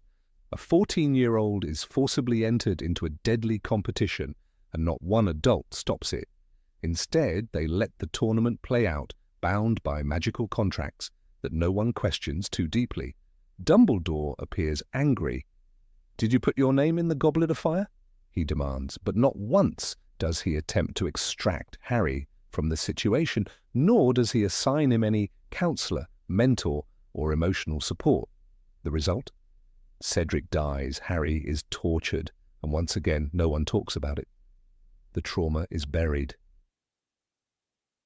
Even after Sirius Black's death in Order of the Phoenix, Harry is offered no grief counselling. Dumbledore gives him a long speech about love and destiny, but there is no moment of stillness, no adult who simply allows him to cry. "I don't want to be human," Harry rages, broken and raw. He destroys Dumbledore's office in a frenzy of grief. And still the system offers him nothing. No one guides him through mourning. No one tells him he's allowed to be devastated. Other students suffer too. Ginny Weasley is possessed by Voldemort in Chamber of Secrets, writing in blood, losing time, waking up in fear. She is 11 years old. After she is rescued from the chamber, we hear nothing about her recovery. No therapy, no support. She returns to classes as if nothing happened. Even her family, loving though they are, don't seem to question what long-term effects possession might have on a child. Draco Malfoy's descent into darkness during Half-Blood Prince is another overlooked tragedy. The boy is pale, haunted, thinner by the day. He isolates himself, avoids friends, and is often seen crying in the bathroom. He is tasked with murder, pushed by forces beyond his control, and clearly crumbling under pressure. Yet Snape, his protector, does not intervene emotionally. He guards the secret, but does not guide the boy. Dumbledore, too, is aware of Draco's mission, but his response is strategic, not nurturing. The possibility of saving Draco from himself is never truly explored. Perhaps the saddest case is Moaning Myrtle. Killed in a school bathroom and left to haunt it for decades, she is never laid to rest, never comforted. She cries endlessly in her toilet stall, a symbol of all the emotional wreckage left behind in the school's wake. Even in death, no one comes to help her move on. Students tease her, teachers ignore her. Her ghost remains a forgotten girl, a reflection of every student the school failed. The Defense Against the Dark Arts position, cursed and revolving, brings in a new adult every year, some charming, some dangerous, some utterly incompetent. And yet the school never considers how this instability affects the students. Year after year, children are placed under the tutelage of strangers, some of whom actively harm them. In Chamber of Secrets, Gilderoy Lockhart erases minds and unleashes pixies in class. In Order of the Phoenix, Umbridge tortures students, literally scarring Harry's hand with her blood quill. No safeguarding body exists to monitor this, no complaint mechanism, no justice. House points and detentions are used as emotional leverage rather than behavioral correction. When students misbehave, they are often punished not by constructive dialogue, but through humiliation or risk. Filch chains them up, threatens violence. Detention with Hagrid sends them into the forbidden forest among werewolves and centaurs. It's not about learning, it's about fear. And yet no teacher raises a voice against these archaic methods. When Fred and George Weasley drop out in a blaze of fireworks, it's played for laughs, a final rebellious moment. But what does it say about the school that two students felt their only option was to flee? That the administration had become so toxic under Umbridge that escape was the only answer? Again, no teacher defends them. No one protects the other students. It is peer-led resistance that saves the day, not adult leadership. The Room of Requirement becomes, in Deathly Hallows, a sanctuary not because it was offered by teachers, but because it was the only place students could feel safe from the very adults meant to protect them. Dumbledore's army, a group of children teaching each other magic, is both inspiring and damning. It exists because the system has failed. In any other school, adults would lead the resistance against tyranny. At Hogwarts, children must teach themselves to fight. Even the final battle is fought largely by students. "We're staying," Neville says fiercely in Deathly Hallows. "We won't let you fight this alone." But why should they have to? These are teenagers asked again and again to risk their lives because the adults around them won't take real responsibility. McGonagall steps up in the final hours, but it is too late. The burden has long since been passed to the children. And perhaps this is what makes Hogwarts such a strangely haunting place. It gives children wonder and magic, but not the care they truly need. It teaches them spells, but not how to heal. It encourages bravery, but not emotional safety. And while its corridors echo with laughter and secrets, they also hold the silent cries of children who were never asked, "Are you all right?" In the end, the magic of Hogwarts is undeniable, but so is the failure of its adults to protect the hearts and minds of the students within its ancient walls. And once you see it, you cannot unsee it. For in all the battles, all the monsters, all the dangers, perhaps the greatest tragedy is that no one was ever really watching the children suffer. Number 23, threatening kids with Azkaban, was not okay. It begins with a memory, vague at first, then startling in its clarity. The first time Azkaban is mentioned in the Harry Potter series, it doesn't come cloaked in mystery or as a distant adult punishment. It comes barreling toward children. Sirius Black has escaped, and there's a palpable fear in the wizarding world. But for 11-year-olds like Harry and his friends, the threat feels strangely intimate. Well, not just because of Sirius himself, but because the name Azkaban begins to float around Hogwarts like a spectre. And the more one grows up with the series, the more unsettling it becomes. The idea that a prison guarded by soul-sucking wraiths is used as a disciplinary measure, even for minors. When you reread Harry Potter as an adult, the casual mentions of Azkaban take on a chilling weight. Early in Order of the Phoenix, Harry is subjected to a disciplinary hearing for using the Patronus charm. He didn't conjure it in a duel or for amusement. He used it to save both himself and his cousin Dudley from an actual Dementor attack, the very creatures that guard Azkaban itself. But instead of being met with concern or even praise for such magical skill at 15, Harry is summoned to a full-scale trial in the Ministry of Magic, facing the possibility of expulsion and, disturbingly, criminal charges. The word Azkaban is not officially uttered in this scene, but its shadow looms heavily.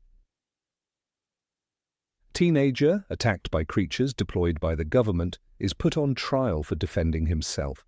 It's no wonder Dumbledore had to step in. This isn't an isolated case. Think back to Hagrid, gentle, misunderstood, and deeply loyal. After the Chamber of Secrets is opened in Harry's second year, suspicion falls on him, again, without trial, without any new evidence. Cornelius Fudge, the Minister of Magic, comes to Hogwarts personally to escort Hagrid to Azkaban as a precaution. A precaution? As if this were not a prison, but a holding cell. as if the place where prisoners lose their minds under the weight of dementor-induced despair was a mildly unpleasant bureaucratic formality. "Take me away, Fudge," Hagrid says, resigned, not because he's guilty, but because he's powerless. And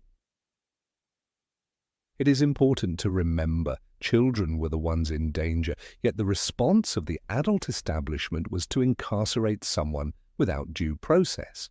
This sends a message to students: your safety is negotiable, your rights conditional.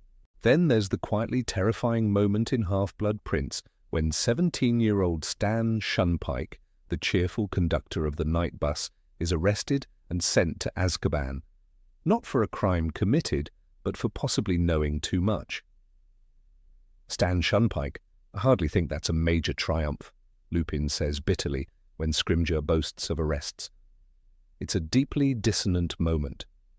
The government, desperate to appear in control, chooses a boy, barely older than the 7th years at Hogwarts, as a scapegoat.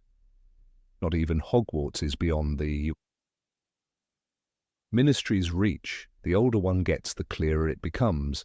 Azkaban isn't just for murderers, it's a threat wielded like a whip. In Goblet of Fire, the aura of fear is at its most intense. Barty Crouch Sr. is revealed to have imprisoned his own son in Azkaban without public trial, and then secretly smuggled him out. Barty Jr. is a Death Eater, yes, but he was also a teenager at the time of his sentencing. The punishment is lifelong imprisonment in a place described by Sirius as a place that sucks the happiness from you. And while Barty Jr.'s actions were horrifying, there remains the troubling image of a justice system that answers teenage crime with a lifetime of psychological torture. Even Harry finds this disturbing. And still, this is the very institution adults repeatedly reference in front of students as the end point of bad behavior. The most telling moment, perhaps, comes during Prisoner of Azkaban itself, a book named after a prison centered on fear, flight, and authority. The tone is already grim when students hear about Sirius Black's escape, but what's truly eerie is how quickly the Ministry positions Dementors around Hogwarts. No mental health support, no shielding, no discussion with students, just the constant bone-deep cold and irrational despair that Dementors bring. Children are exposed to the same creatures used to break the minds of hardened criminals. Get too near a Dementor, and every good feeling, every happy memory will be sucked out of you, Lupin warns. And yet they roam the Hogwarts grounds freely, as if protecting the school. The implication is clear. The state sees fear as discipline. Even minor infractions are met with the looming threat of expulsion, and with expulsion comes the fear of criminality. When Harry is caught flying to school in the Ford Anglia, Molly Weasley shouts, "You could have been seen! You could have lost your place at Hogwarts!" There's a sense that magical education is both a privilege and a leash. Break the rules and you're not just expelled, you're a danger to society. Without Hogwarts, a magical child is at risk of isolation, criminal charges, and being seen as an uncontrolled magical entity. Again, the spectre of Azkaban, and perhaps not named but always implied, hovers nearby. Dolores Umbridge weaponizes this most effectively. She is the embodiment of bureaucratic terror. In Order of the Phoenix, she gives detentions that physically scar students. She bars practical learning. She manipulates the law to such an extent that Harry is told he could face criminal charges just for speaking out. When Dumbledore's army is discovered, the students involved are threatened with permanent records, expulsion, and ministry involvement. It is only because of Dumbledore's intervention that they aren't marched directly to holding cells. This isn't education, this is surveillance. And then in the same book there's the arrest of Hagrid during the final showdown between Dumbledore and the Ministry. Ministry officials again attempt to remove him under cover of night, using force. His crime? Teaching. Protecting students, being associated with Dumbledore. His half-giant status makes him an easy target. This kind of fear-mongering sends a deeper signal to students. Justice in the wizarding world is not about truth, but about control. The casual way Azkaban is referenced by adult characters is particularly jarring when examined through the lens of child psychology. In The Philosopher's Stone, McGonagall, though generally level-headed, immediately accepts that Hagrid's news of Sirius Black's escape is serious. She, too, speaks of Azkaban in grave tones, but never questions the ethics of such a place. Dumbledore, revered as a symbol of resistance, still uses Azkaban as a bargaining chip. "You will escort Sybil Trelawney back into the castle," he says to Umbridge, "or I shall be forced to raise the question of whether you are, in fact, fit to work with children." This is a threat, albeit a noble one, but it's still built on the same foundation, that power and fear of losing it determines action. Fred and George Weasley, known for their pranks and chaos, joke about the consequences of their rule-breaking, but even they understand the gravity of being caught. In Goblet of Fire, when discussing illegal magic items and fake wands, they remark that the Ministry doesn't have much of a sense of humour. They mean it. The joke is tinged with unease. Kids can play, but only within very rigid boundaries. The contrast between the tone of Hogwarts, a place of magical wonder, and the omnipresent threat of Azkaban creates a strange duality.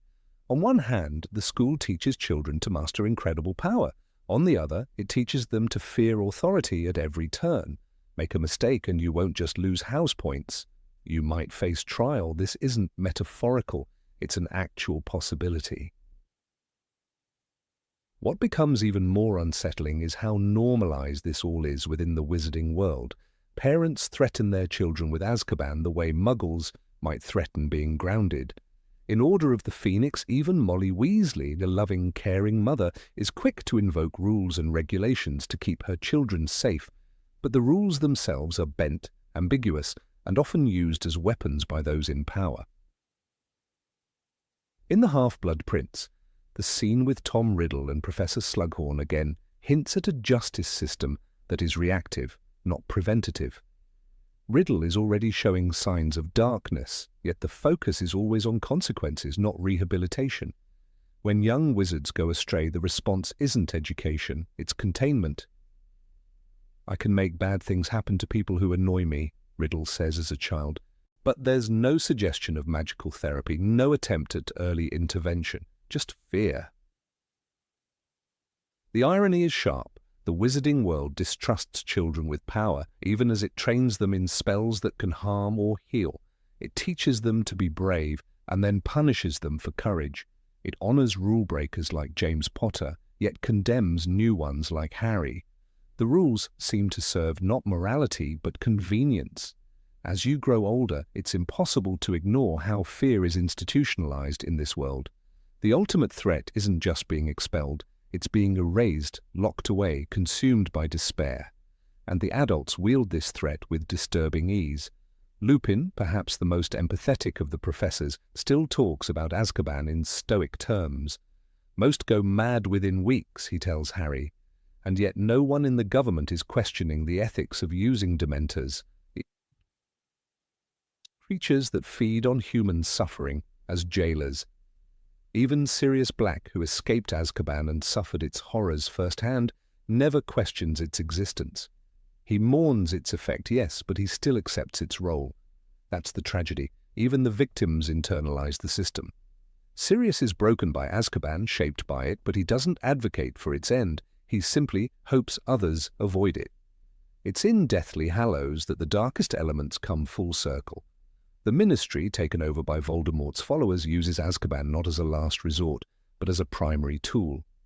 Muggleborns, children, dissenters, all are imprisoned without cause.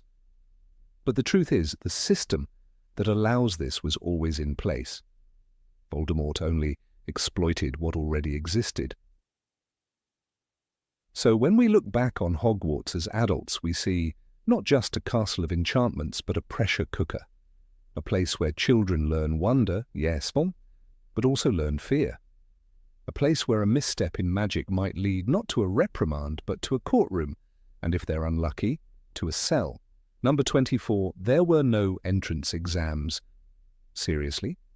There is something unsettling about Hogwarts that only becomes truly apparent when revisiting the series with an older, more critical eye. A world that once seemed purely magical now reveals curious cracks in its structure, none more striking than the strange absence of entrance exams or even a basic vetting process. Hogwarts, a revered institution, a castle of dreams for witches and wizards across Britain, extends its invitations freely. A single parchment delivered by owl and a child is admitted.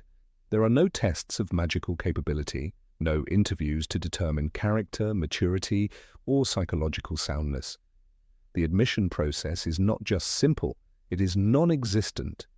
Harry Potter, at the age of 11, lived in a cupboard under the stairs. He knew nothing of spells, wands, or the concept of magical ethics. And yet, with no demonstration of ability and no knowledge of the world he was entering, he was accepted without question. Hagrid simply handed him a letter and informed him he was to become a student at the most prestigious wizarding school in Britain. This approach, presented as whimsical and charming, raises deeper concerns when one considers the implications. If Harry had grown up less kind, more bitter, or perhaps more unstable, would Hogwarts still have taken him in? Evidently, yes. This unfiltered acceptance creates an environment where children, with wildly different levels of magical literacy, intellectual development, and emotional maturity are thrown together and left to sink or swim. Consider Neville Longbottom, a kind soul certainly, but utterly terrified of his own magical potential during his early years. His family suspected he might be a squib, and he only exhibited magic when dropped out of a window, an act that, quite literally, proved his life might be in danger before any spark appeared. Yet he too received the same letter, the same open door. Dumbledore's system did not question readiness, it assumed magic alone was enough. Contrast that with Hermione Granger, born to Muggle parents, yet entering Hogwarts already armed with deep knowledge from textbooks she devoured before even setting foot in the castle. Her academic prowess was exceptional, but no one required her to prove it beforehand. She could have arrived utterly unprepared and still been admitted. The randomness of preparation levels is staggering.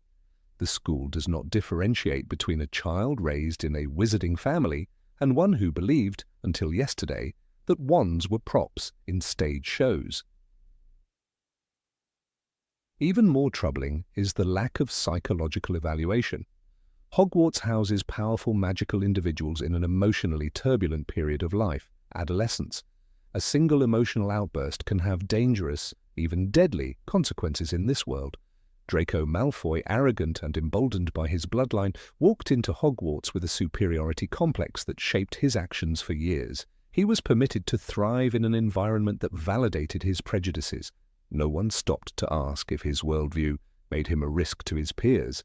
It was not until his 6th year that the full consequences of his unchecked ego became evident, when he was recruited to assassinate the headmaster. The lack of barriers to entry also means Hogwarts becomes a test site for children who may not even want to be there. Ron Weasley, though born into a wizarding family, did not seem particularly enthusiastic or ready for the academic demands. His magic was often underwhelming, and his insecurities constantly bubbled to the surface. He enrolled not because he chose it, but because it was expected. The same could be said of Seamus Finnegan, whose accidental explosions became a running joke. These are not isolated cases, they are symptoms of a deeper flaw. Hogwarts accepts everyone whether they're ready or not. And then there are the true dangers. Students whose magical aptitude is coupled with instability or cruelty. Tom Riddle, who would become Lord Voldemort, was accepted without hesitation. Yes, Dumbledore visited the orphanage and witnessed the boy's unsettling use of magic, but he did not stop the process. He observed, perhaps with academic curiosity, but did not intervene. Hogwarts was not just unselective, it willingly accepted someone who tortured animals and manipulated children. The repercussions of that choice echo through every book in the series. This open-door policy also means Hogwarts becomes a dangerous place for the uninitiated. In Philosopher's Stone, The first years face moving staircases, talking portraits, a poltergeist who delights in chaos, and a forbidden corridor housing a three-headed dog. These are not mild eccentricities, they are hazards. The trio's first encounter with Fluffy nearly ended in tragedy, and that was before the full mystery even began.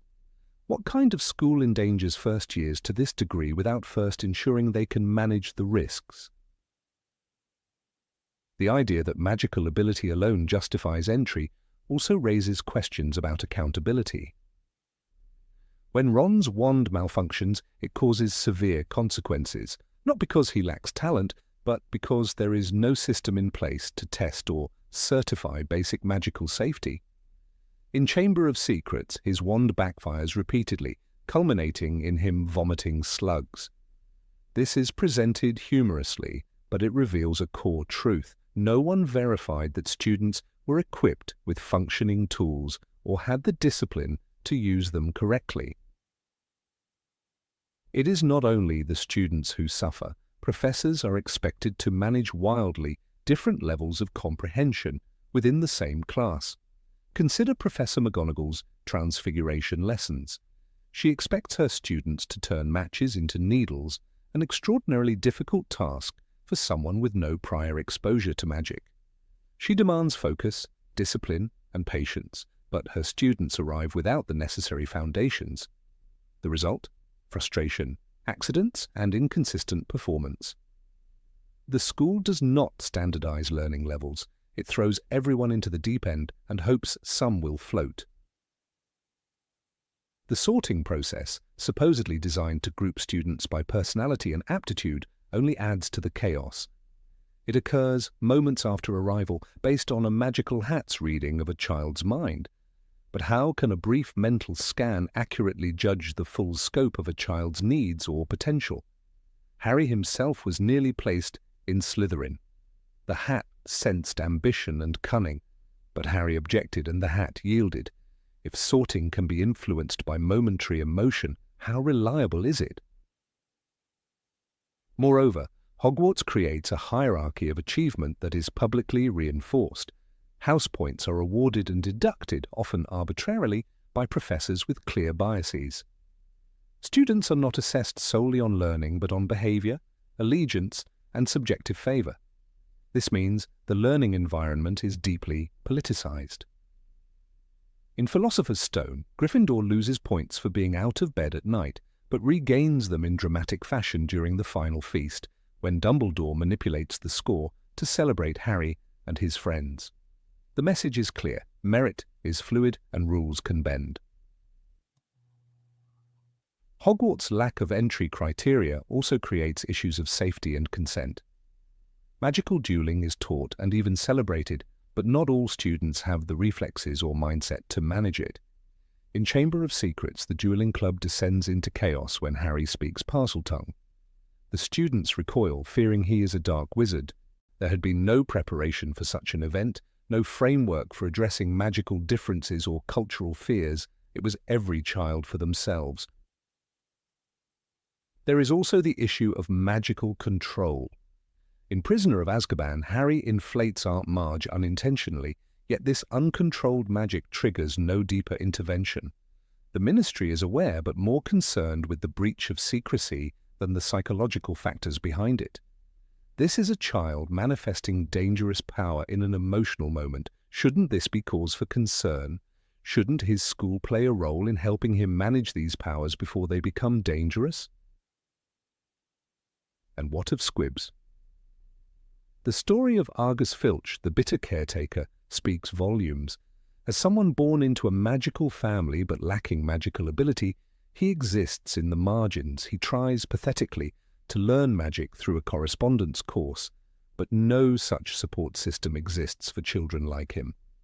Hogwarts does not reject anyone on magical grounds, but neither does it make space for those who are different in a non-magical way. Acceptance is not truly universal, it is silently exclusive. Hogwarts policy becomes even more troubling when you consider students like Luna Lovegood. Eccentric, creative, and deeply empathetic, Luna thrived eventually, but not without ridicule. The school did nothing to shield her from bullying. No system existed to ensure emotional safety. It accepted her but did not protect her. Again, admission is granted but support is not guaranteed. The cost of inclusion is often isolation. Even the teaching staff reflects this laissez-faire philosophy. Gilderoy Lockhart was not vetted for competence. His fraudulent background was uncovered only after catastrophic events endangered students. How did such a person gain a teaching position at Hogwarts? The same school that accepts students without testing also hires instructors without scrutiny. It's a pattern. Trust in magic over process. Faith in tradition over evidence. The magical world's reliance on bloodlines, old names, and legacies further complicates this lack of structure. Draco Malfoy was destined to attend Hogwarts. His father's reputation all but guaranteed his place. But would a child of less noble lineage, displaying erratic behavior or dangerous tendencies, receive the same unexamined welcome? Probably not. The school's openness is not truly egalitarian. It is a system steeped in quiet prejudice, masked by enchanted ceilings and talking hats. Ultimately, Hogwarts feels less like a school and more like a rite of passage. Children are not educated so much as initiated. They are thrown into a magical gauntlet and expected to survive, mature, and transform. Some thrive, like Harry, Hermione, and Neville. Others, like Tom Riddle and Vincent Crabbe, do not. The school does not intervene early. It reacts only when catastrophe is near. No exams, no interviews, no accountability. And yet Hogwarts remains, a beautiful, dangerous, chaotic castle, full of promise and peril, a place where magic decides your worth and your mind is read by a hat, where a letter is the only threshold, and once you're in, the rest is luck, willpower, and the hope that your wand listens. Number 25. Students were always the ones saving the school. Of all the magical wonders tucked into the stone halls of Hogwarts, moving staircases, portraits that talk, feasts that appear out of thin air, one truth becomes unsettlingly clear with age. The most dangerous threats to the school were rarely handled by its faculty. The weight of Hogwarts' survival time and again fell squarely on the shoulders of children, not even of age wizards, but students as young as 11. It becomes not an ode to youthful courage, but a question of glaring irresponsibility. Why, in a world teeming with experienced witches and wizards, were children sent to solve adult problems? When the Chamber of Secrets was opened in Harry's second year, it was a catastrophe that paralyzed the school. Students were being petrified. A basilisk, a creature no child could be expected to face, slithered unseen through the walls. The staff knew something ancient and evil had awakened, but Dumbledore was removed from the school under political pressure, and the rest of the faculty largely stood baffled. Gilderoy Lockhart, the supposed defense against the dark arts expert, was so inept that he suggested using memory charms instead of solutions. The students were left to whisper in fear. It was Harry and Ron, two 12-year-olds, who uncovered the truth, found the entrance to the chamber, and descended into the darkness beneath the castle, armed with nothing but bravery and a phoenix's help. Harry nearly died. And yet the question remains, why was it Harry, not an Auror, not McGonagall or Flitwick, who faced the monster? The pattern wasn't a one-time failure. The third-floor corridor in Harry's first year, which supposedly housed a deadly trap to guard the Philosopher's Stone, was breached multiple times. It was protected with enchantments created by the teachers, yes, but it was students who bypassed those protections. Harry, Ron, and Hermione, just 11, figured out the puzzle beneath the trapdoor. Even Professor Quirrell, possessed by Lord Voldemort, had walked the same path. Dumbledore later claimed he had been aware to some degree of the threat. But again, awareness was not intervention. It was Hermione who solved the potion's logic riddle, Ron who played a deadly game of wizard chess, and Harry who confronted Quirrell. What kind of school lets its youngest students play this role? The Triwizard Tournament brought another layer of absurdity. An event so dangerous that it was discontinued for centuries was suddenly reinstated with adult supervision, supposedly. Yet when Harry's name emerged from the Goblet of Fire, no one, not even Dumbledore, could find a way to remove a 14-year-old from the deadly competition. "Did you put your name into the Goblet of Fire, Harry?" the headmaster demanded, but after that confrontation, the adults essentially shrugged and accepted the inexplicable. A child was to participate in tasks involving dragons, mermaids, and a dark maze. The tournament ended with a resurrection. Voldemort returned, Cedric Diggory died, and still it was Harry who brought back his body, Harry who duelled the Dark Lord, Harry who warned the world. Adults remained helpless witnesses. Even outside of ancient prophecies and cursed objects, the very defense of the castle during the Second Wizarding War was led in large part by students. The Battle of Hogwarts featured Professors McGonagall, Flitwick, and others bravely defending their home, but the resistance inside the school had begun long before their involvement. Dumbledore's army, a student-led group, had kept the spirit of resistance alive. Neville, Longbottom, Luna Lovegood, and Ginny Weasley, teenagers, had organised meetings, practised spells in secret, and endured the tortures of the Carrows. The adults were imprisoned or absent. The students led. One might suggest that Dumbledore always knew Harry was meant to face Voldemort. But that explanation doesn't cover the broader pattern. Why, when Sirius Black supposedly broke into the castle, was it not staff but children who first discovered Peter Pettigrew's truth? Why, during Umbridge's regime, were students the ones fighting back while teachers largely played along or watched from the sidelines? McGonagall tried to protect students where she could. Snape moved in the shadows. But the bulk of resistance, its heart, came from children. Even in Half-Blood Prince, when Draco Malfoy was tasked with murdering Dumbledore, it was Harry who suspected him, who tracked his moves, who found the vanishing cabinet connection. The adults, again, were either unwilling to see or too caught in their own games to act. Dumbledore, terminally cursed, placed his faith in a plan involving Harry's silent witness to his own death. A child watched his mentor die, and not only watched, was expected to carry the war forward. Time after time, the adults in the series appear either missing, misled, or mystified. The Ministry of Magic is laughably bureaucratic. Cornelius Fudge denies Voldemort's return despite clear signs. Rufus Scrimgeour, for all his posturing, is more concerned with appearances than action. The Order of the Phoenix, while noble, is often reactive rather than proactive, so it is left to teenagers to make the difference.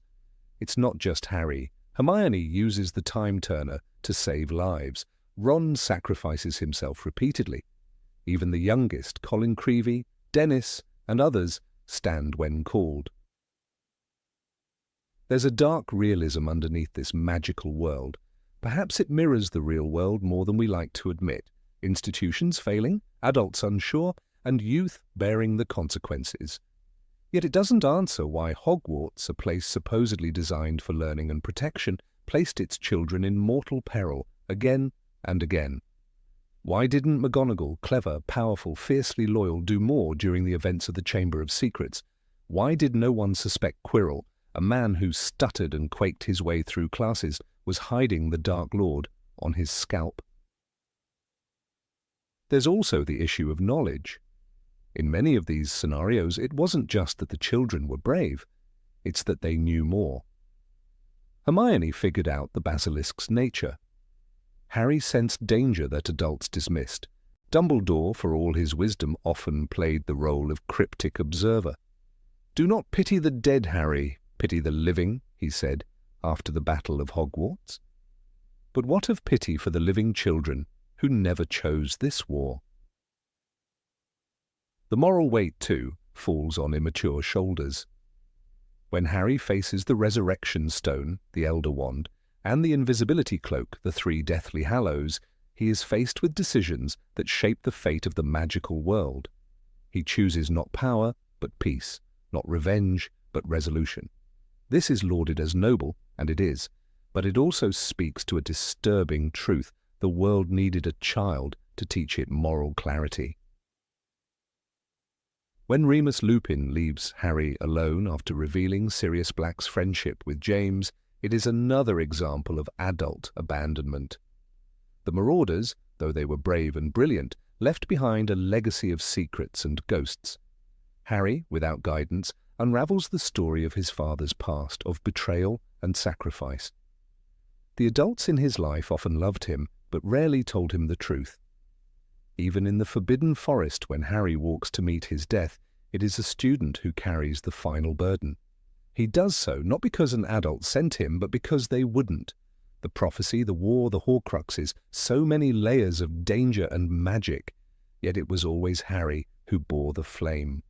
Voldemort's followers were not subtle. They killed, tortured, and threatened, and still Hogwarts was.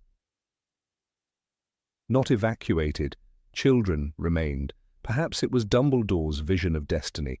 Perhaps he believed that true growth came only through hardship. But even his intentions become muddied with hindsight. "You are protected, in short, by your ability to love," he tells Harry. But that protection came at the cost of innocence, trauma, and loss. Dobby dies, Fred dies, Lupin and Tonks die. Hogwarts survives, but at what cost? The books often frame this recurring theme as empowerment. The children are heroes, they find courage, they choose right over wrong. But bravery doesn't excuse the absence of guardianship.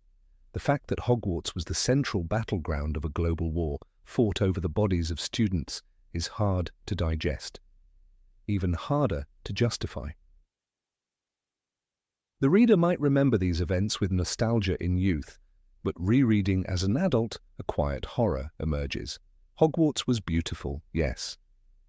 But it was also a place where 11-year-olds fought trolls, faced death curses, and watched mentors fall. There were feasts in the Great Hall and funerals too. And in every book the thread remains. The fate of Hogwarts, of the magical world itself, repeatedly rested in the hands of the young. Not just Harry, but all those who chose to stand with him. A headmaster who manipulated, a ministry that ignored, a school that remained open through war, and students who paid the price. It is not the courage of children that becomes questionable. It is the failure of the adults around them to be the protectors they were supposed to be. The strange truth of Hogwarts, seen more clearly with age, is not just its magic, but its abandonment. The castle raised heroes not because it was noble, but because it left them no choice. Number 26. Hogwarts did not prepare you for adult life. At 17, the doors of Hogwarts swung open for the last time, and the students, those boys and girls with bright eyes and worn robes, were released into the world like fledglings pushed too soon from the nest. For Harry, Ron, and Hermione, the war postponed the reckoning. But for most others, it came like a stone dropped into the gut. They left with wands in their hands, but little else. No clue how to draft a resume, no understanding of taxes, no preparation for adult life. Hogwarts, for all its ancient wisdom and enchanted staircases, taught them nothing about growing up. Curriculum, of course, was magical. Defense against the dark arts sharpened reflexes. Potions demanded precision. Transfiguration tested concentration. But practical, non-magical subjects, non-existent. Students spent 7 years learning to duel a boggart, but none could fill out a Gringotts account application. The divide between magic and real-world functionality was deep, and Hogwarts didn't bother to build a bridge across it. Neville Longbottom became a respected herbology professor, but no one taught him how to apply for a job. He had to rely on Professor Sprout's recommendation, as he later admitted in interviews. Without that, he might have been lost. Consider the Weasleys, particularly Fred and George. They left school without completing their NEWTs, armed only with their natural flair and an attic full of products. They succeeded brilliantly, but not because Hogwarts prepared them for business. It didn't. They learned nothing of marketing, supply chains, or accounting within those hallowed walls. Their enterprise thrived due to sheer instinct and experience, not education. No coursework ever asked, "How do you register a business in Diagon Alley?" They had to find that out themselves. The assumption was clear. Once a student left Hogwarts, they'd either become an aura, a ministry clerk, or disappear into obscurity. But what about those who didn't fit into that mold? What about Lee Jordan, who became a radio personality? Where was the training in communication, journalism, or public speaking? Hogwarts never even hinted at such careers. Students had no exposure to guest speakers or job shadowing. There was no career week, no internship summer, no parchment handed out detailing real-world opportunities beyond the Ministry of Magic. Hermione Granger, arguably the brightest witch of her age, had to blaze her own trail. After the war, she entered the Department for the Regulation and Control of Magical Creatures, where she spearheaded efforts for house elf welfare. But her activism was born from personal passion, not academic guidance. Hogwarts never discussed magical law, ethics, or civil rights. If not for her drive, she might have ended up buried in an irrelevant ministry desk job. She had to self-educate, to dive into obscure texts, and navigate bureaucracy with no help from her alma mater. Even financial literacy was absent. Gringotts existed, yes, but it remained an impersonal institution hidden behind goblin-run counters. Students were never taught how to manage their vaults, apply for loans, or plan long-term savings. Ron Weasley didn't even know the value of a galleon compared to Muggle currency until much later in life. When Hermione took them to the Muggle world, he was astonished by the concept of bank cards and digital money. "Blimey, they trust machines to do this," he once muttered, unsure whether to laugh or worry. There was no driver's education equivalent either. While brooms were offered in first year and flying lessons were compulsory for a short while, not everyone mastered the art. Apparition was restricted, portkeys were rare, and flue powder unpredictable. What if someone chose to live in a Muggle community? Hogwarts offered no guidance, no wand-permitted transportation license, no blending in with Muggles class. Arthur Weasley's curiosity about plugs was treated as charming eccentricity, but perhaps it should have been the foundation for a curriculum. And then there were taxes. Ministry jobs likely came with paperwork, but did anyone ever teach students how to report income? Were self-employed wand makers or shopkeepers given a course on deductions? Doubtful. Ollivander certainly didn't get his expertise from a Hogwarts class titled Independent Magical Commerce. The result was a generation of brilliant spellcasters who couldn't navigate the adult wizarding world without stumbling.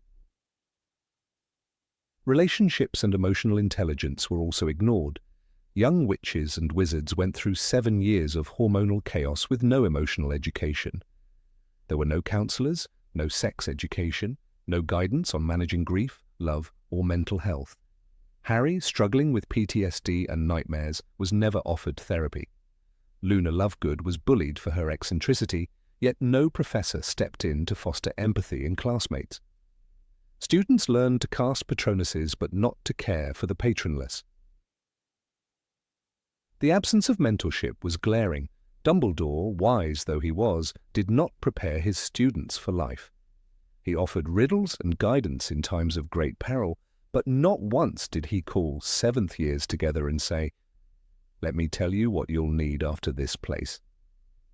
Instead, Hogwarts glorified mystery, danger, and tradition over preparation. It was as if growing up was something to be avoided, not embraced. Harry himself ended up as an aura, but not because he applied or trained formally. He was offered the job as a war hero. He never took any WTs. He skipped most of his 7th year. Yet he went on to lead the Department of Magical Law Enforcement, a testament to his character, yes, but also to a system that rewarded fame over credentials. Would an unknown 7th year have been given the same chance? Highly unlikely. The house system, too, reinforced division rather than collaboration. Slytherins were never taught how to work with Hufflepuffs. Ravenclaws weren't encouraged to understand Gryffindor brashness.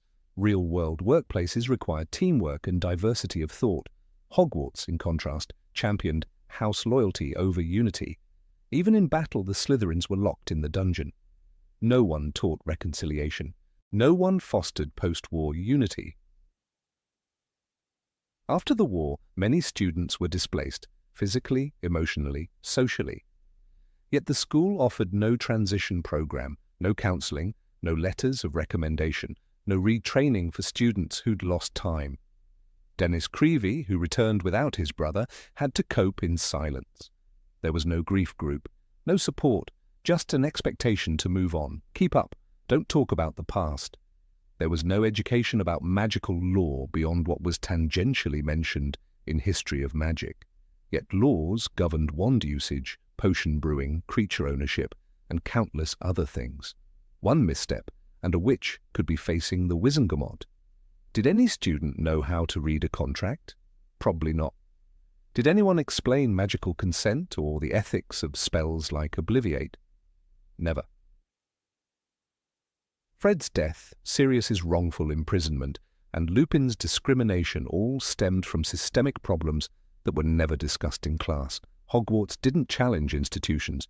It mirrored them. It educated its students to exist in the magical world, not to change it. Rebellion came from the students, not the staff. Dumbledore's army was not a school club, but a protest against educational failure. Even the Daily Prophet's influence was never interrogated. Media literacy was non-existent. Students believed whatever they read. Rita Skeeter's smear campaigns caused real damage, but there was no discussion on journalism ethics, no defense against propaganda, no critical thinking coursework. Don't believe everything you read was left for Hermione to shout, not for teachers to explain.